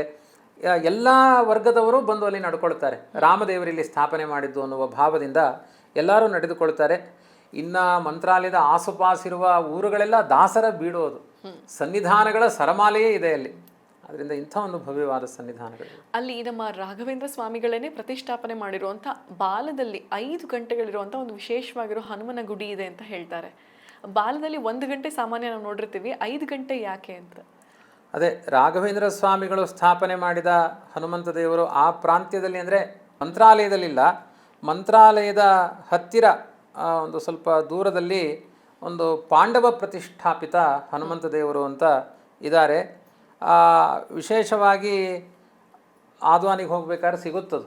ಪಾಂಡವರು ಪ್ರತಿಷ್ಠೆ ಮಾಡಿದ ಹನುಮಂತ ದೇವರಲ್ಲಿ 5 ಗಂಟೆಗಳಿದೆ.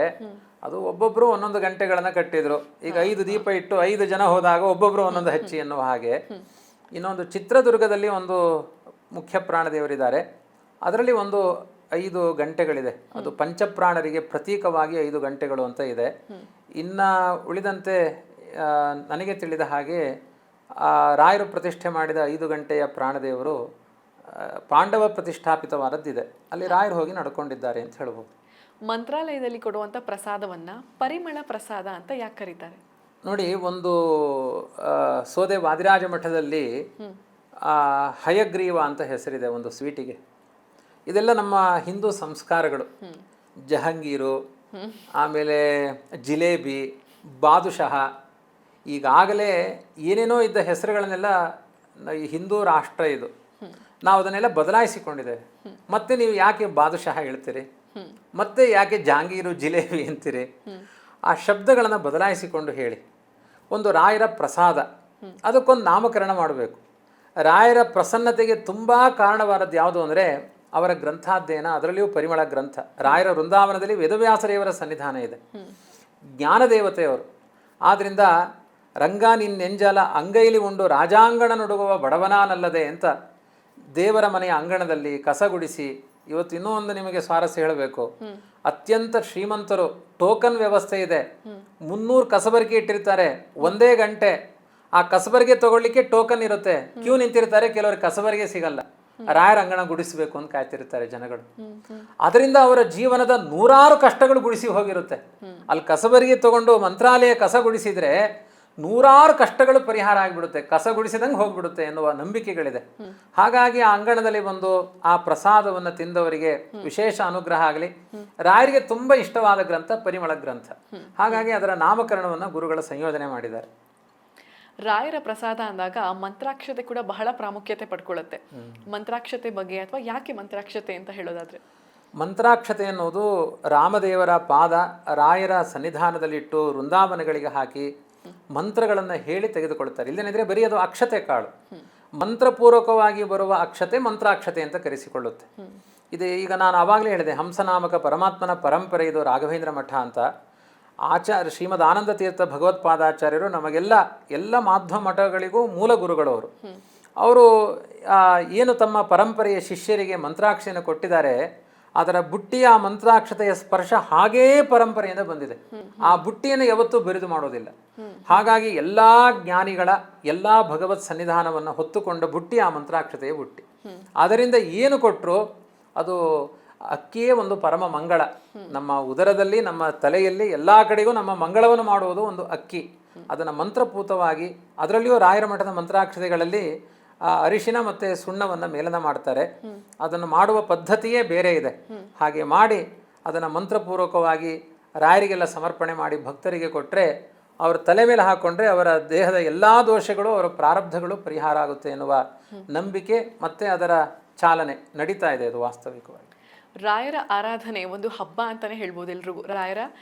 ಯಾರೆಲ್ಲ ಆರಾಧಕರಿದ್ದಾರೆ ಅವರಿಗೆ ರಾಯರ ಆರಾಧನೆ ಬಗ್ಗೆ ನಮ್ಗೆ ಹೇಳೋದಾದ್ರೆ, ರಾಯರ ಆರಾಧನೆ ಮೊದಲೆಲ್ಲ ಮಂತ್ರಾಲಯದಲ್ಲಿ ಒಂದು 30,000 ಜನ 40,000 ಜನ ಸೇರ್ತಾ ಇದ್ರು, ವೈಭವದಲ್ಲಿ ಆಗ್ತಾ ಇತ್ತು ಅಂತ.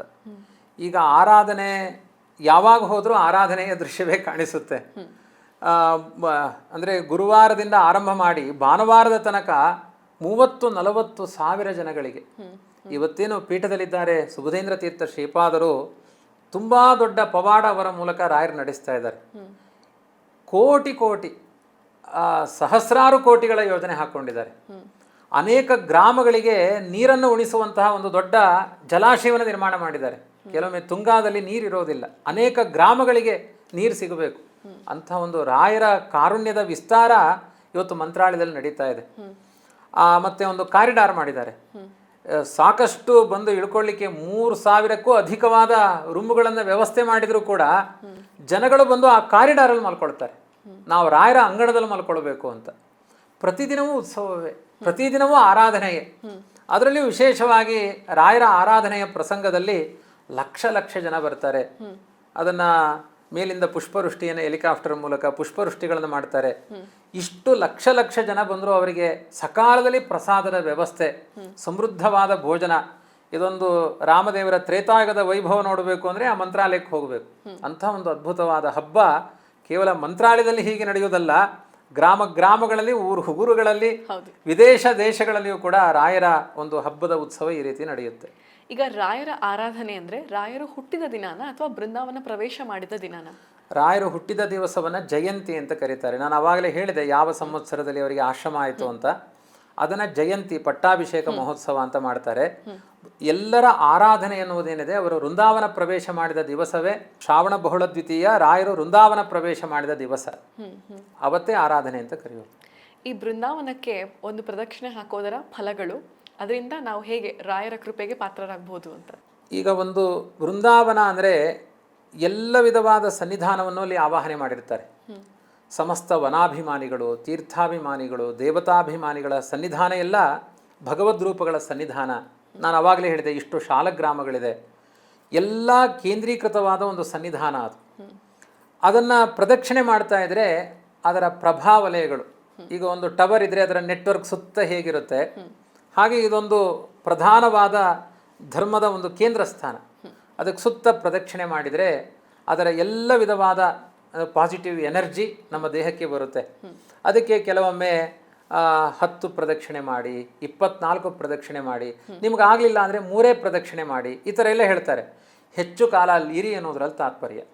ರಾಯರ ಅಂಗಣದಲ್ಲಿ ನೀವು ಹೆಚ್ಚು ಕಾಲ ಇದ್ದಷ್ಟು ನಿಮ್ಮ ಏನೋ ನೆಗೆಟಿವ್ ಎನರ್ಜಿಗಳೆಲ್ಲ ದೂರ ಆಗುತ್ತೆ, ಧನ್ಯಾತ್ಮಕವಾದ ಗುಣಗಳೆಲ್ಲ ನಿಮಗೆ ಬರುತ್ತೆ, ನಿಮ್ಮ ಆಲೋಚನೆಗಳು ಪರಿಶುದ್ಧವಾಗುತ್ತೆ, ನಿಮ್ಮ ಪ್ರಾರಬ್ಧಗಳು ಪರಿಹಾರ ಆಗುತ್ತೆ ಎನ್ನುವ ಅರ್ಥದಲ್ಲಿ ಇದೊಂದು ದೈವಿ ಭಾವನೆಯ ಸಂಕೇತವಾದ ಪ್ರದಕ್ಷಿಣೆಯ ಪದ್ಧತಿಯನ್ನು ಹೇಳ್ತಾರೆ.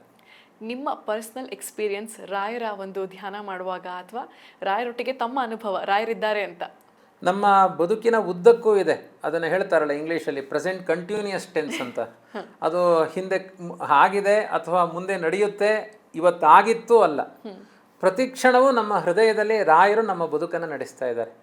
ಯಾಕೆಂದರೆ ನಮ್ಮ ತಂದೆ ಆಗಿರ್ಬೋದು, ನಮ್ಮ ಕುಲದವರಾಗಿರ್ಬೋದು, ಪ್ರತಿಯೊಬ್ಬರೂ ಕೂಡ ಮನೆಯಲ್ಲಿ ಒಂದು ಮಗು ಇದೆ ಅಂದರೆ ಒಂದು ರಾಘವೇಂದ್ರ ಅಂತ ಯಾರಿಗಾದರೂ ಹೆಸರಿಡಬೇಕು, ನನ್ನ ಮಗನಿಗೆ ರಾಘವ ಅಂತ. ಆ ಥರ ಒಂದು ಆ ರಾಯರ ಭಾವದಲ್ಲಿಯೇ ನಮ್ಮ ಬದುಕು ಅದು ಜೋಡಿಸಿಕೊಂಡು ಹೋಗ್ತಾ ಇರುತ್ತೆ. ಅಮ್ಮನನ್ನು ಬಿಟ್ಟು ತಾಯಿ ಇರೋದಿಲ್ಲ, ಆಯಿತಾ. ಮೊದಲು ತಾಯಿಗೆ ಒಂದು ಸಣ್ಣ ದೃಷ್ಟಾಂತ ಹೇಳ್ತೇನೆ, ನನಗೆ ಯಾವಾಗಲೂ ಇದು ಮನಸ್ಸಿಗೆ ಬರ್ತಾ ಇರುತ್ತೆ. ಮಾರ್ಕೆಟಿಗೆ ಬರಬೇಕು ಅಂತ ಇದು ಮಗು ಅಪೇಕ್ಷೆ ಪಡುತ್ತೆ ಅಮ್ಮನ ಜೊತೆಗೆ. ಅಮ್ಮನಿಗೆ ಕಿರಿಕಿರಿ ಆಗುತ್ತೆ, ಯಾಕೆಂದರೆ ಮಗುವಿನ ಆಸೆ ಬೇರೆ, ಅಮ್ಮನ ಅಪೇಕ್ಷೆ ಬೇರೆ. ಈ ಗಲಾಟೆಯಲ್ಲಿ ಮಗು ಏನೋ ಬಯಸುತ್ತೆ, ಅಮ್ಮ ಏನೋ ಬಯಸ್ತಾಳೆ, ಮಾರ್ಕೆಟಲ್ಲಿ ಇಬ್ಬರು ಕೈ ತಪ್ಪಿಸ್ಕೊಂಡು ಬಿಡ್ತಾರೆ. ಆ ಮಗು ತುಂಬ ಹಠ ಮಾಡಿರುತ್ತೆ, ಅಮ್ಮ ನನಗೆ ವಿಮಾನ ಕೊಡಿಸು, ಅಮ್ಮ ನನಗೆ ಚಾಕ್ಲೇಟ್ ಕೊಡಿಸು, ಅಮ್ಮ ನನಗೆ ಅದನ್ನು ಕೊಡಿಸು, ಹಣ್ಣು ಕೊಡಿಸು. ಈಗ ಆ ಮಗು ತಪ್ಪು ಹೋಗಿದೆ, ಒಬ್ಬ ಪೊಲೀಸ್ ಹಿಡ್ಕೊಳ್ತಾನೆ ಆ ಮಗುವನ್ನು. ಅವಾಗ ಆ ಮಗು ಏನು ಹೇಳುತ್ತೆ ಅಂದರೆ ನನಗೆ ಅಮ್ಮ ಬೇಕು ಅನ್ನುತ್ತೆ. ಪೊಲೀಸ್ ಹೇಳ್ತಾನೆ ಆ ವಿಮಾನ ಕೊಡಿಸ್ತೀನಿ ನಿನಗೆ, ಅಮ್ಮ ಸಿಗ್ತಾಳೆ. ನನಗೆ ವಿಮಾನ ಬೇಡ, ಅಮ್ಮ ಬೇಕು. ನನಗೆ 1000 ವಿಮಾನ ಕೊಟ್ಟರು ವಿಮಾನ ಬೇಡ, ನನಗೆ ಅಮ್ಮನೇ ಬೇಕು ಅಂತ. ಹಾಗೆ ನಮ್ಮ ಪಾಲಿಗೆ ರಾಯರೇ ಬೇಕು. ನಮಗೆಲ್ಲ ಸರ್ವಸ್ವ ರಾಯರು, ಅವರಿಲ್ಲದೆ ನಮ್ಮ ಬದುಕಿಲ್ಲ, ರಾಯರೇ ಬೇಕು ನಮಗೆ. ರಾಘವೇಂದ್ರ ಸ್ವಾಮಿಗಳ ಬಗ್ಗೆ ಇಷ್ಟೊತ್ತು ಸಮಯ ಕೊಟ್ಟು ಇಷ್ಟೆಲ್ಲ ವಿಚಾರಗಳನ್ನು ನಮಗೆ ತಿಳಿಸ್ಕೊಟ್ಟೋದಕ್ಕೆ ತುಂಬ ತುಂಬ ತುಂಬ ಧನ್ಯವಾದಗಳು ನಿಮಗೆ. ಹಾಗೆ ತಾವು ಕೂಡ ಮೈಸೂರಿನಲ್ಲಿ ಗುರುಕುಲ ಅಂದ ತಕ್ಷಣ ಅದು ಗಂಡು ಮಕ್ಕಳಿಗೆ ಅನ್ನೋವಂಥದ್ದು ಒಂದು ವಾಡಿಕೆ ಥರ ಆಗಿಬಿಟ್ಟಿದೆ. ಹೆಣ್ಣು ಮಕ್ಕಳಿಗೆ ಗುರುಕುಲ ನಡೆಸ್ತೀರಿ, ದಯವಿಟ್ಟು ಅದ್ರ ಬಗ್ಗೆ ತಿಳಿಸ್ಕೊಡಿ ನಮಗೆ. ಒಂದು ಲಾಕ್ಡೌನ್ ಪ್ರಸಂಗದಲ್ಲಿ ತುಂಬ ಜನ ನಮ್ಮ ಬ್ರಾಹ್ಮಣ ಕಮ್ಯುನಿಟಿಯ ಹೆಣ್ಮಕ್ಕಳಿಗೆ ಅಧ್ಯಯನಕ್ಕೆ ತುಂಬ ಸಮಸ್ಯೆಗಳಾಯಿತು. ಅದರಲ್ಲಿ ಎಷ್ಟೋ ಜನ ವೈದಿಕ ಹೆಣ್ಮಕ್ಕಳಿದ್ದಾರೆ, ಅವರಿಗೆ ಅಧ್ಯಯನದ ವ್ಯವಸ್ಥೆಗಳಿಲ್ಲ. ಕೆಲವು ಕಡೆ ಉಡುಪಿಯ ಪ್ರಾಂತ್ಯ, ಆಂಧ್ರದ ಪ್ರಾಂತ್ಯಗಳೆಲ್ಲ ಹಳ್ಳಿಯ ಮನೆಗಳು, ಆ 4-4 ಕಿಲೋಮೀಟರ್ ನಡೆದು ಹೋಗುವಂತಹ ವ್ಯವಸ್ಥೆಗಳು. ಅದಕ್ಕೆ ಎಷ್ಟೋ ಜನ ನೀವು ಸಿಟಿಯಲ್ಲಿ ಇದ್ದೀರಲ್ಲ, ಮನೆಯಲ್ಲೇ ಒಂದಷ್ಟು ಜನ ಪಾಠ ಹೇಳಿ, ನಮಗೆ ಸರ್ಟಿಫಿಕೇಟ್ ಬೇಡ, ಏನೋ ಬೇಡ, ನಮಗೆ ಒಂದು ಶಿಕ್ಷಣ ಸಿಕ್ಕರೆ ಸಾಕು ಅಂತ ಕೇಳಿಕೊಂಡ್ರು. ದೇವರು ನಮಗೆ, ರಾಯರು ನಮಗೆ ನೆರಳು ಕೊಟ್ಟಿದ್ದಾರೆ, ರಾಜರ ಅನುಗ್ರಹ ಇದೆ. ಹಾಗಾಗಿ ಯಥಾಶಕ್ತಿ ಮಾಡೋಣ ಅಂತ ಅದಕ್ಕೆಲ್ಲ ಸಹಧರ್ಮಚಾರಿಣಿಯಾಗಿ ನಮ್ಮ ಶ್ರೀಮತಿಯವರದೇ ಹೆಚ್ಚಿನ ಪಾತ್ರ, ನಮ್ಮದು ಸಹಕಾರ ಅಷ್ಟೇ. ಹಾಗಾಗಿ ಅವಳ ಉತ್ಸಾಹದಿಂದ ಆರಂಭ ಆಯಿತು. ಇವತ್ತು ಒಂದು 25 ಜನ ಹೆಣ್ಮಕ್ಕಳು ಆ ಗುರುಕುಲದಲ್ಲಿ ಶಿಕ್ಷಣವನ್ನು ಪಡಿತಾ ಇದ್ದಾರೆ. ನಾನೊಂದು ಸಮಾಜಕ್ಕೆ ಇವತ್ತೆಲ್ಲ ಎಲ್ಲರೂ ಈ ಗುರುಕುಲ ಪದ್ಧತಿಯನ್ನು ತರಬೇಕು. ಯಾಕೆಂದರೆ ನಮ್ಮ ಸಂಸ್ಕಾರಗಳೆಲ್ಲ ಹಿಂದೂ ಧರ್ಮದಲ್ಲಿ ತುಂಬ ಇದೆ. ಇವತ್ತಿನ ಶಾಲಾ ಕಾಲೇಜುಗಳಿಗೆ ಕಳಿಸ್ತೇವೆ, ಅದರಲ್ಲಿ ಪೂರ್ಣ ಸಂಸ್ಕಾರಗಳನ್ನು ಕೊಡಲಿಕ್ಕೆ ಸಾಧ್ಯ ಆಗ್ತಾ ಇಲ್ಲ. ಯಾಕೆಂದರೆ ಈಗ ಕಾಂಪಿಟೇಷನ್ ಯುಗದಲ್ಲಿ ಇಷ್ಟು % ಪಡ್ಕೊಳ್ಬೇಕು ಅನ್ನೋದೇ ತುಂಬ ಆತುರತೆಯಲ್ಲಿರ್ತಾರೆ. ಆದರೆ ನಮ್ಮ ಮಕ್ಕಳಿಗೆ ಲೌಕಿಕ ಶಿಕ್ಷಣ, ಧಾರ್ಮಿಕ ಶಿಕ್ಷಣ ಎರಡನ್ನೂ ಕೊಡ್ತಾ ಇದ್ದೇವೆ. ನಮ್ಮ ಮಕ್ಕಳೆಲ್ಲ ಅವರಿಗೆ 5 ಪೈಸಾ ಫೀಸ್ ಕಟ್ಟಿ ಶಾಲೆಗೆ ಕಳಿಸಿಲ್ಲ. ಆದರೆ ಶಾಲೆಯಲ್ಲಿ ಎಕ್ಸಾಮ್ ಕಟ್ಟಿದಾಗ 93, 94, 90 ಇಂತಹ % ಪಡೆದು ಇನ್ನು ನಮ್ಮ ರಾಮಾಯಣ ಮಹಾಭಾರತಗಳ ಅಧ್ಯಯನದಲ್ಲಿಯೂ ಕೂಡ ಮುಂಚೂಣಿಯಲ್ಲಿದ್ದಾರೆ. ಇಷ್ಟು ಶಕ್ತಿ ಹೆಣ್ಮಕ್ಕಳಿಗಿದೆ. ಬಹುತೇಕ ಹೆಣ್ಮಕ್ಕಳಿಗಿರುವಷ್ಟು ಬುದ್ಧಿ ಮತ್ತೆ ಪುರುಷರಿಗಿಲ್ಲ. ಇವ್ರದ್ದು ದೇಹದಲ್ಲಿ ಬಲ, ಅವರಿಗೆ ಬುದ್ಧಿಯಲ್ಲಿ ಬಲ. ಹಾಗಾಗಿ ಅದಕ್ಕೊಂದು ಪೋಷಕವಾದ ಅಂಶವಾಗಿ ಗುರುಕುಲಗಳ ಪದ್ಧತಿ ಹೆಣ್ಮಕ್ಕಳಿಗೂ. ಆದರೆ ನಮ್ಮ ಸನಾತನ ಧರ್ಮ ತುಂಬ ಉತ್ಸಾಹದಲ್ಲಿ, ಒಂದು ಹೆಣ್ಣು ಮನೆಯನ್ನು ಬೆಳಗಿದರೆ ಅದು ತುಂಬ ದೊಡ್ಡ ನಂದಾದೀಪವಾಗಿ 10 ಜನಗಳಿಗೆ ಅದರ ಸಂಸ್ಕಾರ ಸಂಜೀವಿನಿ ಆಗುತ್ತೆ. ಆ ದೃಷ್ಟಿಯಿಂದ ಇಂಥ ಒಂದು ಪ್ರಯತ್ನವನ್ನು ನಾವು ರಾಯರ ಕೃಪೆಯಿಂದಲೇ, ನಮ್ಮ ಗುರುಕುಲ ನಡೀತಾ ಇರೋದು ರಾಯರ ಅನುಗ್ರಹದಿಂದಲೇ ಆ ದೃಷ್ಟಿಯಿಂದ ನಡೀತಾ ಇದೆ. ನಮ್ಮ ಗುರುಗಳು ವಿಶ್ವೇಶ ತೀರ್ಥರು, ಅವರ ಕನಸಿತ್ತು ಹೀಗೆ ಮಾಡಬೇಕು ಅಂತ, ನಮಗೆ ಆದೇಶಗಳಿತ್ತು, ಅದಕ್ಕೆ ಅನುಗುಣವಾಗಿ ನಡೀತಾ ಇದೆ. ಇವತ್ತು ಏನಾಗಿದೆ ಅಂದರೆ ಎಲ್ಲ ಮಠದವರು ಕೂಡ, ಅಂದರೆ ರಾಘವೇಂದ್ರ ಮಠದ ಅನುಗ್ರಹದಿಂದಲೇ ಇದು ನಡೀತಾ ಇದೆ, ವಿಶ್ವೇಶ ತೀರ್ಥರ ಅನುಗ್ರಹದಿಂದ. ಜೊತೆಗೆ ನಮ್ಮ ಸೋದೆ ಮಠಾಧೀಶರು ವಿಶ್ವಲ್ಲಭ ತೀರ್ಥರು ಕೂಡ ವಿಶೇಷವಾಗಿ ಅನುಗ್ರಹಗಳನ್ನು ಮಾಡ್ತಾ ಇದ್ದಾರೆ. ಸುಬುಧೇಂದ್ರ ತೀರ್ಥರು ರಾಯರ ಮಠದಲ್ಲಿರುವಂಥವರು, ಅವರ ಅನುಗ್ರಹ, ಎಲ್ಲ ಪೀಠಾಧಿಪತಿಗಳ ಅನುಗ್ರಹವೂ ವಿಶೇಷವಾಗಿದೆ. ಇವತ್ತು ಉತ್ತರಾದಿ ಮಠ ಅಂತ ಇದೆ, ಅವರು ಅವರ ಶಿಷ್ಯರು ಒಂದು ಗುರುಕುಲವನ್ನು ಆರಂಭ ಮಾಡ್ತಾ ಇದ್ದಾರೆ. ಫಲಿಮಾರು ಮಠ ಅಂತ ಇದೆ, ಅವರು ಕೂಡ ಸಾಧ್ವಿ ಮಾಧ್ವಿ ಅಂತ ಒಂದು ಗುರುಕುಲವನ್ನು ಆರಂಭ ಮಾಡ್ತಾ ಇದ್ದಾರೆ. ನಮ್ಮ ವಿಶ್ವಪ್ರಸನ್ನ ತೀರ್ಥರು ಕೂಡ ಬೆಂಗಳೂರಿನಲ್ಲೇ ಒಂದು ಪ್ರಜ್ಞಾ ಗುರುಕುಲ ಅಂತ ಆರಂಭ ಮಾಡ್ತಾ ಇದ್ದಾರೆ. ಇದೆಲ್ಲ ನೋಡ್ತಾ ಇದ್ರೆ ನಮ್ಮ ಧರ್ಮಗಳು ಇನ್ನೂ ಉಚ್ಛ್ರಾಯಕ್ಕೆ ಬರುತ್ತೆ. ದೈವಿ ಭಾವನೆಯಿಂದ ನಮ್ಮ ಮಕ್ಕಳು ಬದುಕಲಿಕ್ಕೆ ಬೇಕಾದ ಸಂಸ್ಕಾರಗಳು ಸಿಗ್ತಾ ಇದೆ ಎನ್ನುವ ಸಂಭ್ರಮ ಇದೆ, ಸಂತೋಷ ಇದೆ. ತುಂಬ ತುಂಬ ತುಂಬ ಧನ್ಯವಾದಗಳು ತಮಗೆ. ನಾನು ಕೊನೆಗೆ ಒಂದು ಮಾತನ್ನು ಹಂಚಿಕೊಳ್ಬೇಕು. ನೀವು ಒಂದು ಗೃಹಿಣಿಯಾಗಿ ಮನೆಯಲ್ಲಿ ಮಕ್ಕಳು ಮನೆಯವರು ಅನ್ನುವ ಕರ್ತವ್ಯಗಳ ಜೊತೆಗೆ ನಿಮ್ಮ ವಿಶೇಷವಾಗಿ ನಿಮ್ಮ ಪತಿಯ ಸಹಕಾರದಿಂದ ಇಂತಹ ಸತ್ಕರ್ಮಗಳನ್ನು ಮಾಡ್ತಾ ಇದ್ದೀರಿ. ನಿಮ್ಮದು ಅನೇಕ ಸಂದರ್ಶನಗಳನ್ನು ನಾನು ನೋಡಿದ್ದೇನೆ. ನಾನು ನಿಮ್ಮ ಬಳಿ ಸಂದರ್ಶನಕ್ಕೆ ಬರ್ತೀನಿ ಅನ್ನೋದು ನಾನೇನು ಅಪೇಕ್ಷೆ ಪಟ್ಟವನಲ್ಲ. ಆದರೆ ತುಂಬ ಒಂದು ಸಮಾಜಕ್ಕೆ ಹಿತವಾದ ವಿಚಾರಗಳನ್ನು ಮುಟ್ಟಿಸುವ ಒಂದು ಅತ್ಯಂತ ಏನೋ ಧನ್ಯಾತ್ಮಕವಾದ ಗುಣಗಳಿಂದ ಅದನ್ನು ಮುಟ್ಟಿಸುವ ಪ್ರಯತ್ನದಲ್ಲಿದ್ದೀರಿ. ತುಂಬ ಯಶಸ್ಸನ್ನು ಕಾಣ್ತಾ ಇದ್ದೀರಿ. ಈ ನಿಮ್ಮ ಸತ್ಕರ್ಮಕ್ಕೆ ಮನೆಯವರ ಸಹಕಾರವೂ ವಿಶೇಷವಾಗಿ ದೊರಕಲಿ.